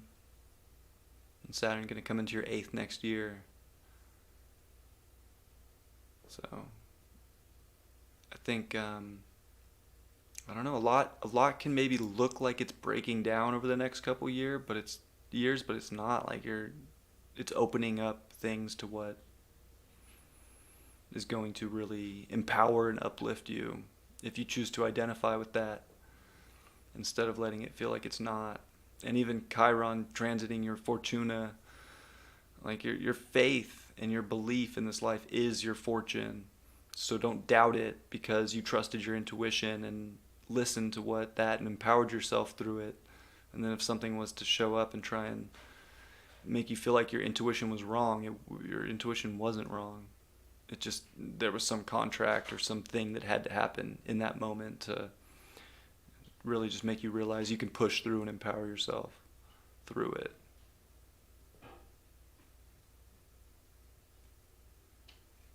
Yeah.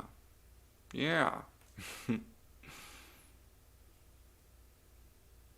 Oh, you've never felt your chart more positively activated? Good.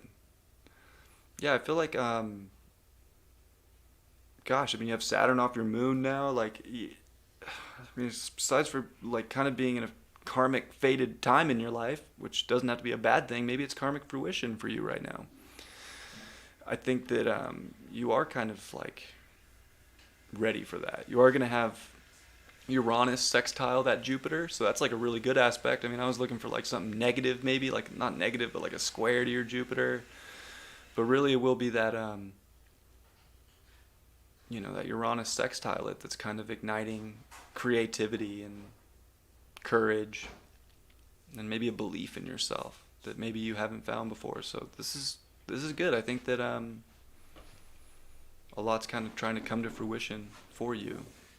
You will have Venus retrograde in your first too, July 22nd through September 9th. So like pay attention to that part of the year, which will be in this, big eclipse cycle that we're talking about, that 6 months. Like that's good. It's going to be a big summer. I mean, this is going to be something that might, gosh, you could change your look, your appearance, the way you empower yourself, the way you shine in yourself, the way you take care of yourself. I mean, something could change that's like really like a different belief, a different version of you that you're so just committed to and ready to roll with that. So yeah, I feel like you're gonna find yourself more this year than maybe you have in a while, or maybe you thought you figured it out and you didn't, and you're gonna find out more, and that's what we're here for. So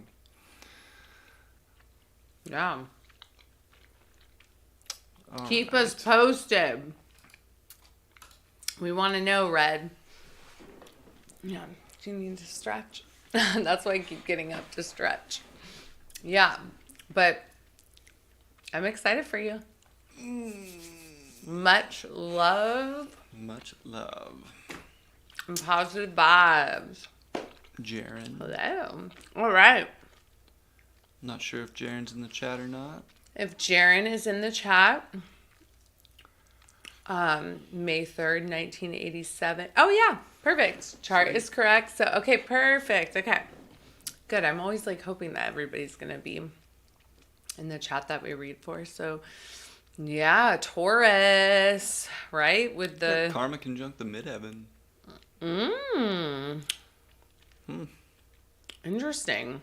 That's 87. like basically just having the midheaven at 29 degree. I know what that feels like. Yeah, I mean, I feel like that's something interesting that's like your career path or the things that you do.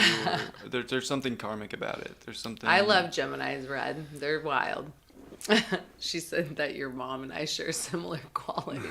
Trust me, it's not the same. No, she's more Donald Trump. Yeah, my mom I always is tell her wild. that. I'm always like, because she's actually born a year, I think, after Donald Trump. They have like a very. My mother is a very polarized. She's very polarized. Individual, but Yeah. But I do love me some Gemini energy. Gotta have it in there. Okay, sorry about that. Jaren, so yeah, I go mean, ahead, babe. I think karma on the midheaven is important. It can feel like some kind of a career or destiny is very karmic for you. It could also feel like it's also very challenging, depending on different aspects that you could have lived through in your life. Like maybe things were hard, maybe things come easy. There's something about career or the society that you were born into, your place in it, that was very karmic. Maybe because it's Gemini, maybe it's more about a community aspect. Maybe you're meant to be something or someone that is, very involved in the community. Maybe it's something you don't want to do. Maybe it's something you do want to do. But I feel like there is something that's about a message and communication within the public that is something karmic that you're going to experience in your life, or that you experience moments like that all the time throughout your life. You also have Mars and Chiron conjunct in Gemini with Eros. So I think that that's another kind of interesting thing here, because Mars Chiron is not a fun it's not a fun thing to be born with. You could shy away from responsibility or taking authority or speaking up, and you don't want to, that's your gift. It really is. Like, you need to embrace that. Your message has weight and importance, and how you identify with it, and your ability to adapt and change is very important too. So you can, kind of do multiple things at once, have multiple businesses, have multiple things that you're doing. Like, you don't have to stay stagnant or, hold yourself back. Especially if it comes to anything in the public eye. Maybe something happened in a past life that was dramatic, and maybe you were not appreciated or respected for your speaking. In this life, you're kind of here to be that. And it might feel hard. Jupiter, gosh, I mean, you have Jupiter, Venus conjunct in your chart like that. I mean, now listen, what's going on in your relationships right now? Because Chiron's on your Venus and your Jupiter. Oh, yeah. You said your Jupiter return. Yeah. So, and it's in what? The eighth house? Yeah. Like, Chiron Venus is, yeah, that's an initiation. Like, whatever is not in alignment in your relationships they're meant to be let go of or transform, I guess, in the eighth, transform. But that's not an easy transit. So that's why I'm asking, like, are you going through any relationship stuff right now?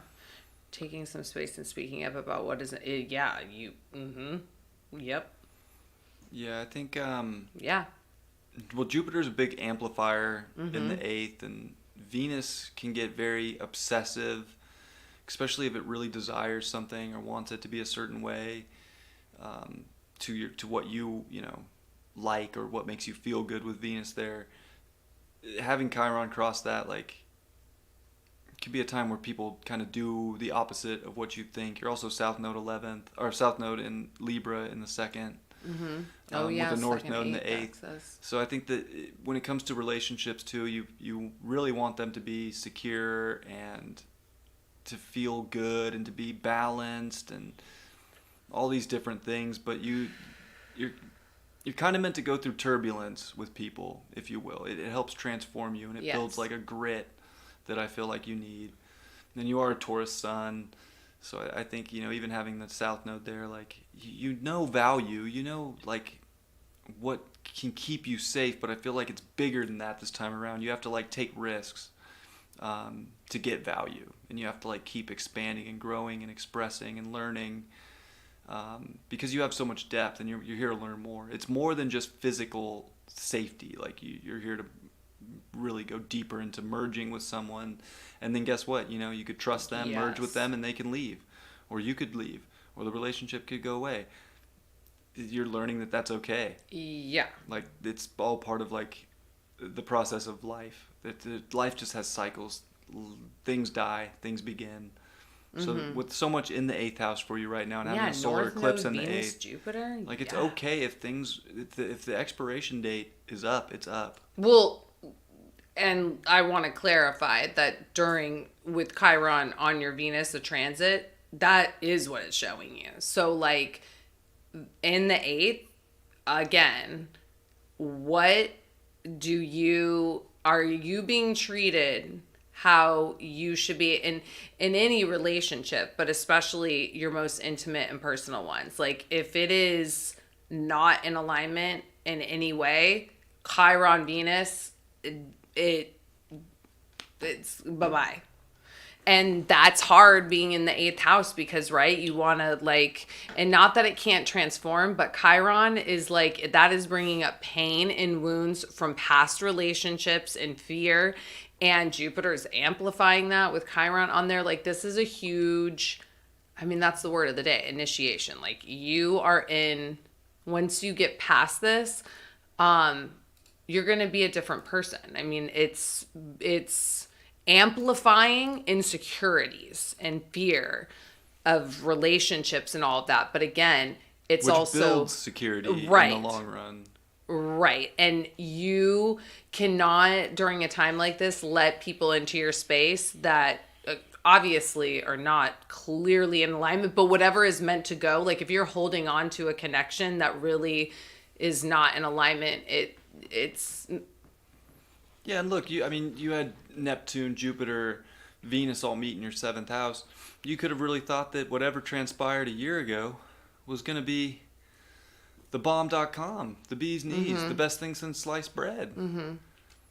And then here we are now, and things are crossing over your North Node, and it's in Aries. Like, you're having to be able to, I guess, find deep emotional comfort in also yourself and go through the transformation in your own way.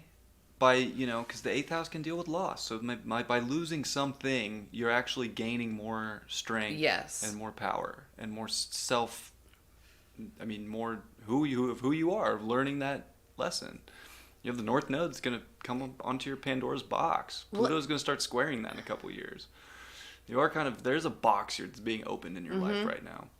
And I think with the North Node on it, it's meant to be opened, and it's teaching you what your true passions are, that you can still trust. Even if trust is broken, it's okay to, like, let someone else in. It's just making sure that they really are a valuable asset in your life. And I know that it's weird to call people an asset, but the eighth house deals with investments. So, I'm going to use an investment term. Like, who's an asset and who's not, And you just had the North Node on your Sun and your Mercury. So let me tell you, it is, even with all of that going on, it is guiding you to where you're really, like, in that direction. But yeah, you could have a lot of, like, you could feel like Alice down the rabbit hole, and it's like, you got a dark magician over here and a freaking Cheshire cat over here, and like, all these people in the way that you've got to, like, machete your way out. But that is, like, the death and rebirth of, like, the eighth. Did you by chance change, like, a job or something over the last 8 months with Mars retrograde in your 10th and your Mars return and on Chiron? And was there, like, maybe a loss of a job or switching it, or some aspect where you've had to take on something more in your life, maybe a new responsibility or something? I would say that's a pretty big transit to have, a Mars return with a Mars retrograde. That comes, it's about 35 years for you. Yeah, it's a big deal. There's something that probably happened with career, even just your understanding more of your purpose. I started practicing Reiki more regularly on top of my regular job. Oh, outstanding. Yeah. Oh, good. And that's another healing. Yeah, I think even Saturn transiting your 6th house is like trying to, what's your service? Like, what are you here to dedicate to, and how are you here to help? And you're a Cancer moon, so I feel like you do have a natural nurturing ability to you that is very comforting to people. So you want to, like, embrace that Cancer moon. Yeah, sure, it's sensitive. It's with Lilith. You could also, But her moon's, like, right on the asteroid Isis, because the asteroid Isis is 19. That's healing energy. And your moon's close to Sirius, too. So you're, like, you are a healer. What's it, 19? Isn't that Isis? Yeah, the asteroid Isis, which or not the asteroid, the fixed star. Yeah, the fixed star. I'm sorry. Fixed star Isis is 19 Cancer in everybody's chart, and just depending on what they have there, but your moon's there. So like you, I don't know, do you feel connected to Egypt or goddess Isis or goddess energy, like healing energy in the 11th to others? Yeah, your moon does square your Jupiter and it squares your Venus, so there can be Yeah. conflicts in life that kind of test you on Mm-hmm. your emotions to see if you're really passionate about them. And you also have the moon square the nodes a little bit too. So I think that it is important for you to find emotional outlets, whether it's channeling it through work or creativity or something that's better for people in life. Yeah. But you definitely do want No, to, what or she maybe it's said, through channeling trusting graphic people. design. Maybe it's through, really learning how to trust. Maybe people have constantly broken your trust, Mm-hmm. and that leaves you feeling like you can't, I don't know, feel safe. That's hard for your Cancer moon too. Like it's just not that, because the Cancer moon wants to feel safe. Absolutely. Yeah, I think your moon does really want to learn how to Mm-hmm. really fully trust and open up to another person. And I Yeah. think even Venus in the eighth wants that too. But there could be a lot of processes and a lot of steps that you have to make in life before you can get to that, and that's okay. I think that for you, it's going to be thinking that is your one of your overthinking situations when really trusting your emotions will activate what you need to happen. Yeah. Trusting your feelings, trusting your gut, using your intuitive abilities. You have Mercury with the Sun. It's a 4-degree orb, so it's not. It's just coming into combust, if you will. But I think that when you understand your self worth and your value, and you really make that your own philosophy about what you feel and what brings you comfort and safety, you're unstoppable. You're planted. You're good. You're ready to express more, to communicate more. But if you think too much, you're like, I don't know, not. You're getting out of the deeper sense of what's true to you, Mm-hmm. and you're trying to like kind of, I don't know, you're like skating around, like skating, sidestepping, your true feelings. Maybe because you don't want to hurt someone's feelings, or maybe because you don't want conflict to happen. But it's like okay to have little conflicts here and Yeah. there, especially if you're speaking your truth and following your direction in life. Oh, absolutely. And you have Atlantis in the 12th house, so you definitely have some type of past life. Yeah, But yeah, Egypt, all your that. fourth house with Saturn, Uranus, and Neptune, like that's a pretty intense like child life, Mm-hmm. family life. Little weird. It could have been very controlled. You might have hated that Saturn retrograde with Uranus retrograde. I feel like you probably always wanted to break out, Mm-hmm. kind of figure out your own way, and that's what you're here to do. Don't think that you have to constantly look for some mental clarity in a situation. Mm-mm. Like define what you need to do and just do the necessary steps to make it happen.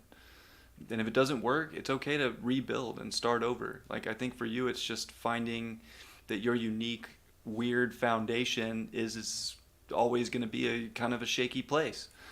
It might look shaky to others, but if you can find stability in your feelings, you're going to do just fine. But it's always like a little like you have to define what that is. You have to find authority within yourself. And as long as you have your belief structure to go towards, you're going to be just fine. And I think that's something that's in conflict because you have the Sun and Mercury opposing Pluto, and they're both in the house that the polarity point of your Pluto is. So you have such a intense and deep mind, and you're constantly looking for truth and some sort of fact behind everything. Maybe your truth doesn't need a fact. Maybe you're just here to trust your intuition, develop your the right side of your brain more. Maybe it's through being a Taurus and slowing the mind down. Slow things down so that you can amplify and grow what the feeling is because you're a very intuitive person.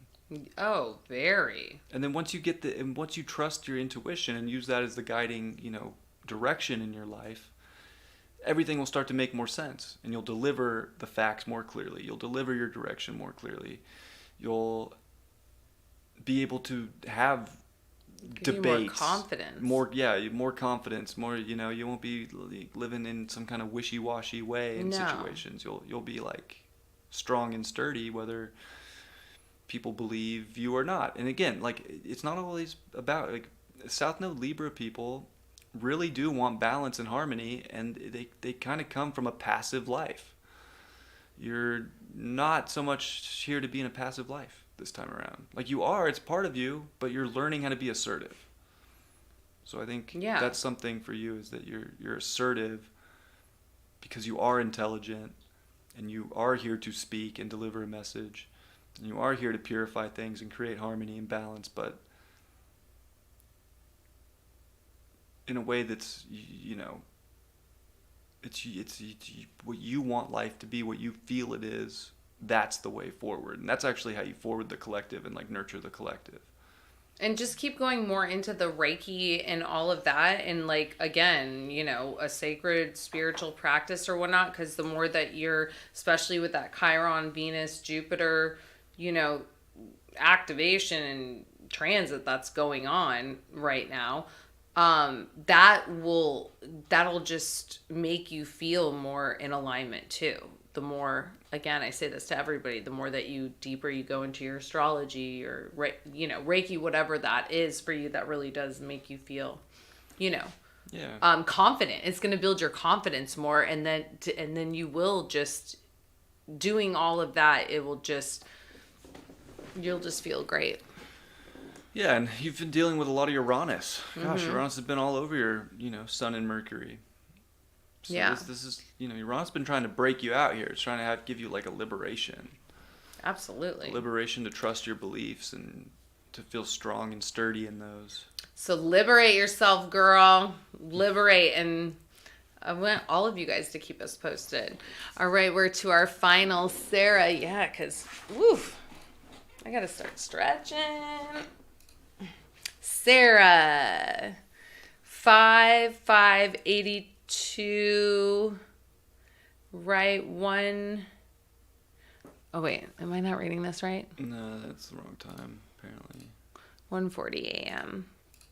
Great Bend. Oh yeah, so it's 1:40 a.m. Great Bend, Kansas, right? May 5th, 1982.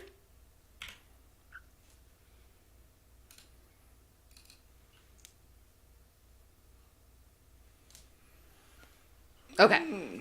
It's right. All right.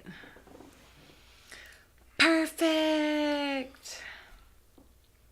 Sorry. Let's do it. Let's do it. You stretch, babe. I can go, right? Yeah, go ahead. So I know I hate starting first though. Okay. Oh, yeah. Duh. 5/5. Another Sun Taurus. So, yeah, you had North Node, Sun Chiron. Let me see. Yeah, Pluto, Saturn, Libra. North Node. Yeah, your North Node is on Sirius. Moon, Saturn. So, you're definitely... That Saturn's a sweet spot, too, between your Moon, Pluto. I think that your 9th house is super important. You could have been put into this life in an interesting place in terms of religion, in terms of like belief structures. It could have felt like it was very forced upon you at times, and that probably wasn't very comfortable. Maybe relationships you get into kind of try to force a way that they believe life is supposed to be on you, and you're learning to find your own, feeling really strong and secure in what you do know, but also how to take in information. Super important. You have to learn too that like maybe it's you that has this really strong belief, or you that wants to kind of push authority. At the same time, you're here to have that authority, but you really don't want to push things on people. The more dogmatic you are, the more you push people away. The more you you don't want to control what people believe. I think it's a bit more about feeling really strong in your beliefs, but letting people have their own truth. So anytime you're able to have a debate, to let people have a different opinion, you're doing great. And I think you do have a lot of deep knowledge. You do have a lot of deep wisdom, a lot of deep. You probably did live a spiritual life in some sense, whether it was religion or something in the past. It's good. He built a strong, relationship to faith in some way. And even Jupiter in the ninth in Scorpio, even though it's retrograde, like you know some deeper truths, deeper magic. Yeah. It's good to use that, express that, know that, believe in that, but you don't have to preach to anybody or teach them the way, unless you're actually doing it from a teaching perspective where you're putting your truth out there, you're speaking, communicating, because I think that's what you're really learning to be more in this life, and to realize that you have authority as a Capricorn rising, and that your words do matter to people, but you have to figure out a way to deliver things in a way that is very Libra moon, and maybe not so moon Saturn, where it's just like harsh or authoritative, but like, how do you deliver information and your truth in a way that's really balanced and beautiful? People will listen, people will follow you, and not only that, but you might teach a lot of people a lot of different things too, but you have to be willing to learn. There is that saying too that's like, if you're always talking, you can't listen. Oh, so good. like, I think it's important too to like listen, and you're a third house sun, so I would definitely assume that you like to talk. Make sure that it's balanced. She Let other people launched talk her too. YouTube last year. Outstanding. Yeah. Yeah, I think you have a message for 100%. Yeah. So that's really good. Like, yeah. Like you have a preacher quality to you. And I think that that's something that's really powerful within you, and don't forget that. Don't lose that. Yeah. Your nodes also square your moon and your Saturn. So yeah, that's hard. There's What a does lot that of manifest as? karma, if you will, Emotional. or karma. evolutionary intention around your emotional authority, and finding that you have a lot of information to share. They say the camera's foggy. It does look like it in this, but then it doesn't in I put it this. on low latency so that we can see the chat faster, so there's not a 15-second delay, so it does take a little but I mean, the lens is clear. Oh yeah, I didn't know. I know the lens is clear because I can see it in my camera. Oh, it's almost like the background's like blurred or something. It could have been focused on. Well, see, because I'm sitting closer, so the closer I get and you're back. Oh, okay, that's what it is. Face, so okay. One of us will be. It's just the way it is. Yeah. But the cameras, I mean. No. But now I see what. Yeah, because I was like, it was. You can see. Yeah, you have to be more in it. You also. Oh, look, her south node is on your Saturn. Well, that's what I was going to say too, is like, we're talking about Saturn square your nodes. This is an evolutionary purpose for you of Saturn. Like, you are really learning, especially with a Capricorn rising and with everything that's crossed that over the last few years, you're really learning your authority. Your authority is so important. It's about relationships. You have relationship karma. You have, there's something about people in your life, whether it's romantic or just people you come in contact with. They teach you a lot. They teach you a lot about yourself. You don't have to. You're not here to conquer the world. You probably already did that.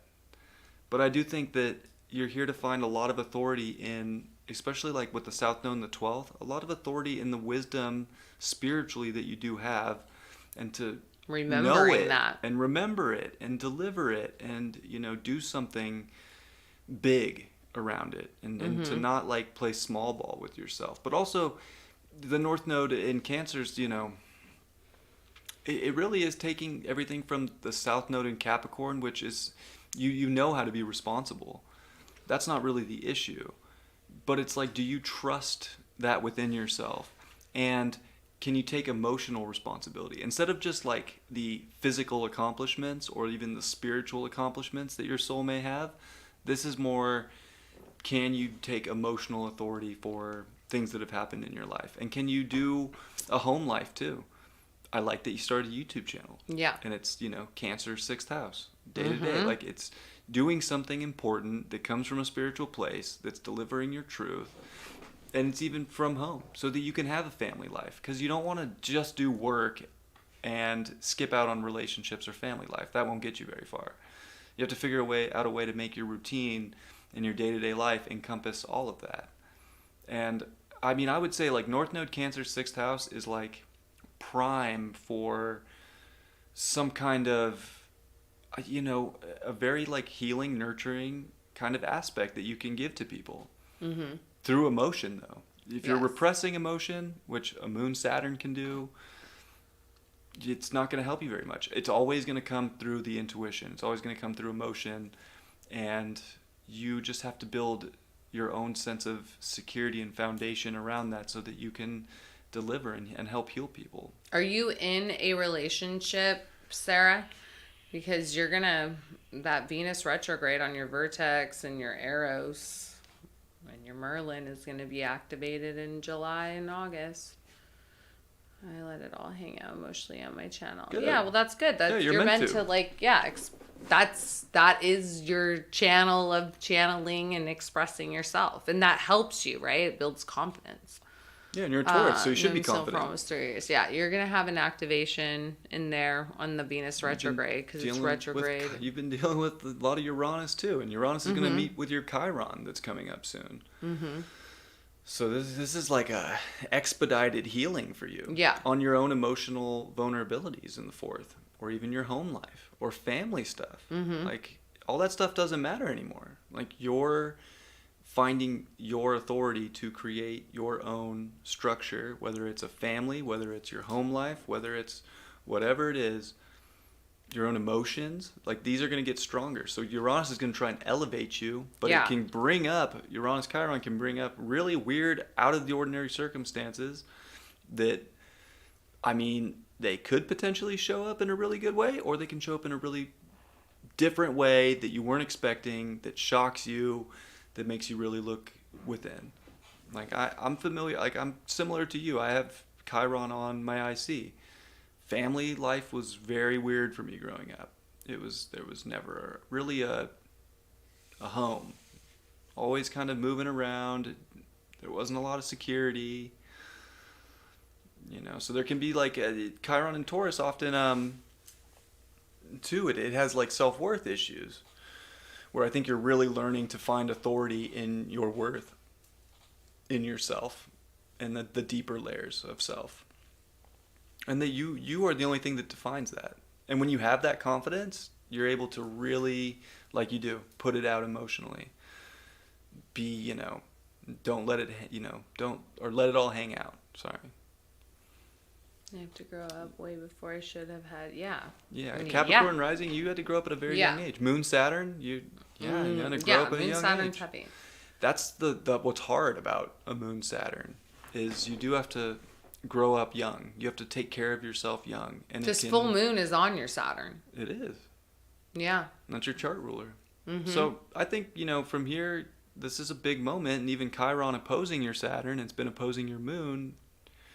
I think you're really going to start to find out that your message has so much value. It has so much to give. It's so empowering, and anytime Your that you're channel delivering is it, healing you. it's creating this identity that you're creating for yourself that is so good, and it's providing service, which I think you're here to do.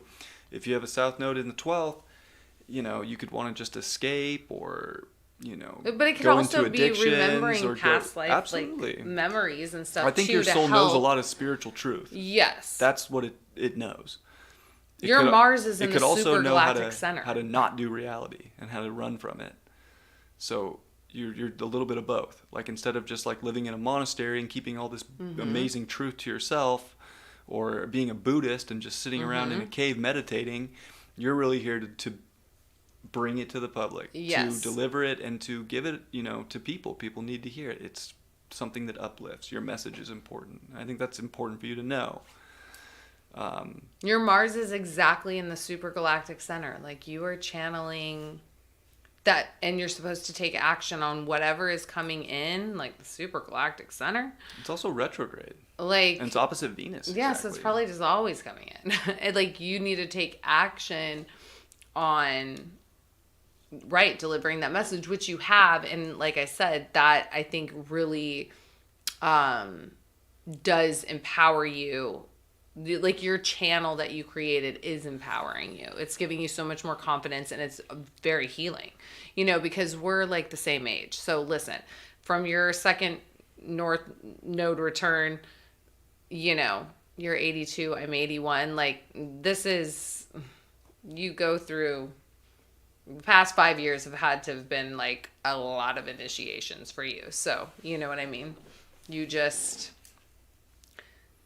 You take everything that you've implemented and learned and all of those lessons that you've gone through, and now you should be really you are stepping into your true self, but like really like no matter what transit comes, like you can get through that because of what you've already gone through.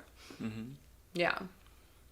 And look, Mars in Libra is its detriment position. It is retrograde. So Mars retrograde isn't as impulsive. Mars in Libra isn't as impulsive. It's trying to weigh too many things out. I think you do want to keep things balanced and clean and kind of peaceful, if you will, but you kind of need to get down to the nitty gritty all the time. Mm-hmm. Like that Mars wants to express itself. It wants to show itself. It wants to do things. But it's having you like think and weigh things out so much. So I think you're also learning like it's important to think, it's important to weigh things out, yes, but some things just you need to be the judge. And that's where you have the exalted Saturn in Libra. Saturn's the judge in Libra. You got to lay the law down when you know what you want and what's fair, at least in your mind, because I do think you have a knowing. So what do you know is truly fair? And then drop the gamble, lay the boundary down in life. And like you definitely don't want to get walked on. No. Because I feel like if you weigh things out too much, whether it's society or whether it's relationships, people will like take advantage of that. Mm-hmm. And you could be manipulated.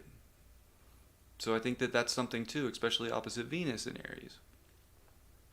Like I think you actually, it feels really good when you take and empower yourself, and when you kind of take things into your own hands to empower yourself for what feels good. Also, you have Venus conjunct Karma, so I'd imagine with all that Libra you have and Saturn there and Pluto conjunct with Venus and Karma in your second, like you probably have a ton of relationship karma. And maybe that's like left a bitter taste in your mouth, and maybe you don't even know why in this life. So you have to act when you feel that things are just. Trust that that's right, but also learn to trust other people, and that your way isn't always going to be right either. And I know you do know things. I'm not going to take that away from you, but I think you also you have to learn from others as well, and you have to let them in. And I think Mars retrograde in the 8th, it could be, honestly, like not, open sexually. It could be a little blocked off. So I think that's part of like learning too. You want to, that's an important part of life too. Trusting, being vulnerable. But that is part of the whole trusting process, and just. And maybe that's not true, but consider it. Well, yeah, whether it's true or not, it's like that all goes together though within like the whole process of trust and right. Everybody always talks about how it's like how we can't trust other people. It's about after you have been, like you said, taken advantage of so many times and undermined and all that. It's about trusting ourselves again. Yeah. To like really, like everybody always talks about the other person. It's like, no, can I trust myself to really be able to then, trust others? Like that is the hardest part. So yes, of course, we always are going to have to be doing that. And I think again, like I already said, you've gone through so much, like especially at this age, that now it's like, if you're fucking not coming to my doorstep correct, no thank you to anybody. Like it's like, what are the next 40 years of your life do you want it to be, and not what it's been, right? So bye-bye, and we're just going to keep moving forward. And that is why your channel is so healing for you. You know what I mean? It's helping you express yourself, giving you confidence. And when the right relationships come in, you'll just know. You'll just know. It's like, it's no question. You know what I mean? It's like the discernment should already be there because of all of those initiations and lessons. You know, especially with doing this work, what is in alignment and what isn't, no matter how Jupiter, how Neptune, how Venus and Eros and all of them are, you just know. Yeah. Keep grinding with what work really feels like sacred and healing for you and others, because Mars is approaching your North Node, and that's just a really good transit. Yeah. It's really a healing transit. And it is going to sextile your Sun, which, the Leo in your chart's intercepted. So I think that there's a lot of relationship stuff that needs to be worked on for you in this life. And it comes through first, like you identifying with who you really are, being true to that, trusting, stepping fully learning into how to that. trust others too. And, understand that, again, trust can be broken. But that's always going to happen to doesn't matter. Everybody throughout this whole life. We all have to experience what that feels like. What have we learned in the past? We all to have an move eighth forward? house somewhere. Yes. Some more than others, but there's trust that's always been broken in everybody's lives as part of our karma. And trusting yourself fully to then, And you have Eros that squares your Chiron. So yeah, I do think that there's something about passion that you've been wounded there before. And maybe you just got to fully lean into that passion. You do, and it all starts with your self-worth. It all starts with you just feeling like you're the bomb.com, you're a Taurus, you're valuable, you're hot.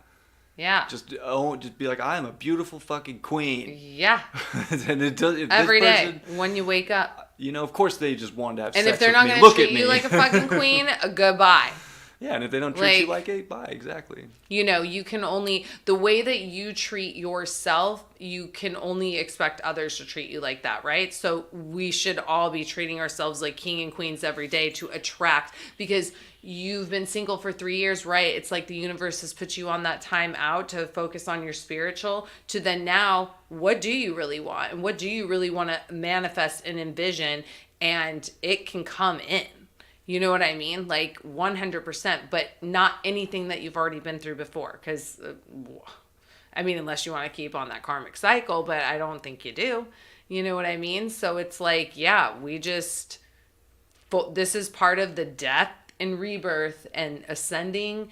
And what's the point of doing this work if we're not going to walk the walk? If we're just going to talk the talk, we can do this all day in spiritual bypass, but no, it's like to really step into that and trusting ourselves. That is, it's always about, trusting others. No, fucking trusting yourself. And then, but you're already doing that. So it's just whether discernment, rose-colored glasses, girl, I know the transits you've been through because we're a year apart. And it's like, you want to be in my life? Great. You don't? Goodbye.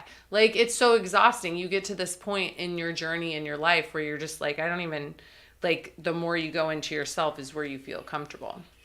And then you attract that energy. But you can't have one foot in something toxic and one foot in going into, your true self. It's like you got to fully step in, and then that's when that energy flows in. Mm-hmm. So yeah, girl, I love it. Yeah, and just keep doing that. You're aware, and you're a healer. You're helping people with your energy, and it's also healing you. So I love that, and thank you for sharing your chart. Yeah. And I love that you embrace that seer within you. I think that you have a lot of that quality, and that's one of your gifts. So it's what everybody in the chat, even nobody that has a chart up, we all should be doing. You know what I mean? If we're going to be on whatever the path, just stepping in, remembering who we truly are, that's how we help others. We don't want to keep people stuck, in their outdated thinking patterns and all of that. We need to keep moving forward. That's the only thing we can do. Pluto and Aquarius. Yeah, and you're in your Neptune square right now, so yeah, there's a lot of enlightenment that's coming through, and There's a lot of Thank you. There'll be clarity at some there's point. a lot of things that might not be know. clear right now. It's okay. Yeah. Just trust your feelings. Yeah. Don't block them away, and it's not a good time to like No, just just brush keep going. things under the rug. Keep staying like real about life, and it'll provide for you. You know, and don't Yeah. be just a little bit. I would say be just aware of finances, because Yeah. Neptune does rule your second, and it's in your second, squaring your Neptune in the 11th. Just pay attention. Don't do anything crazy. You don't need to buy something to up your self-worth. You know what I'm No. saying? Your self-worth is I don't it's even meant get to be that much vibe deeper from than you. that. So just so you know. Just keep putting everything into your channel, and yeah, karmic relationships, like, yeah, whatever is, yeah. If somebody's not committing to you fully and being like, what did we say last week or I think it was 2 weeks ago, like they're not feeding you grapes, bye-bye. Bye-bye.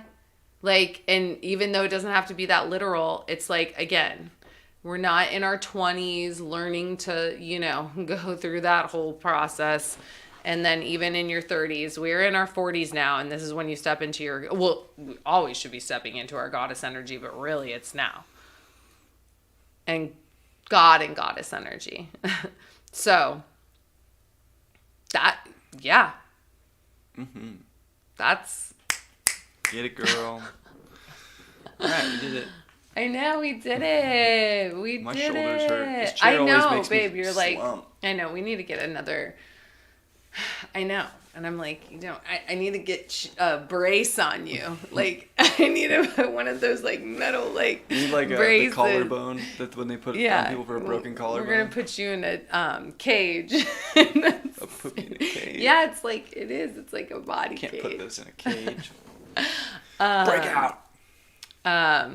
Yes, exactly. You're very welcome. You're welcome to everybody and being in the chat and the loving, healing energy that we're all exchanging. And a happy full moon in Libra. And we're going to be back on Thursday to do the others. Well, Thursday and Sunday.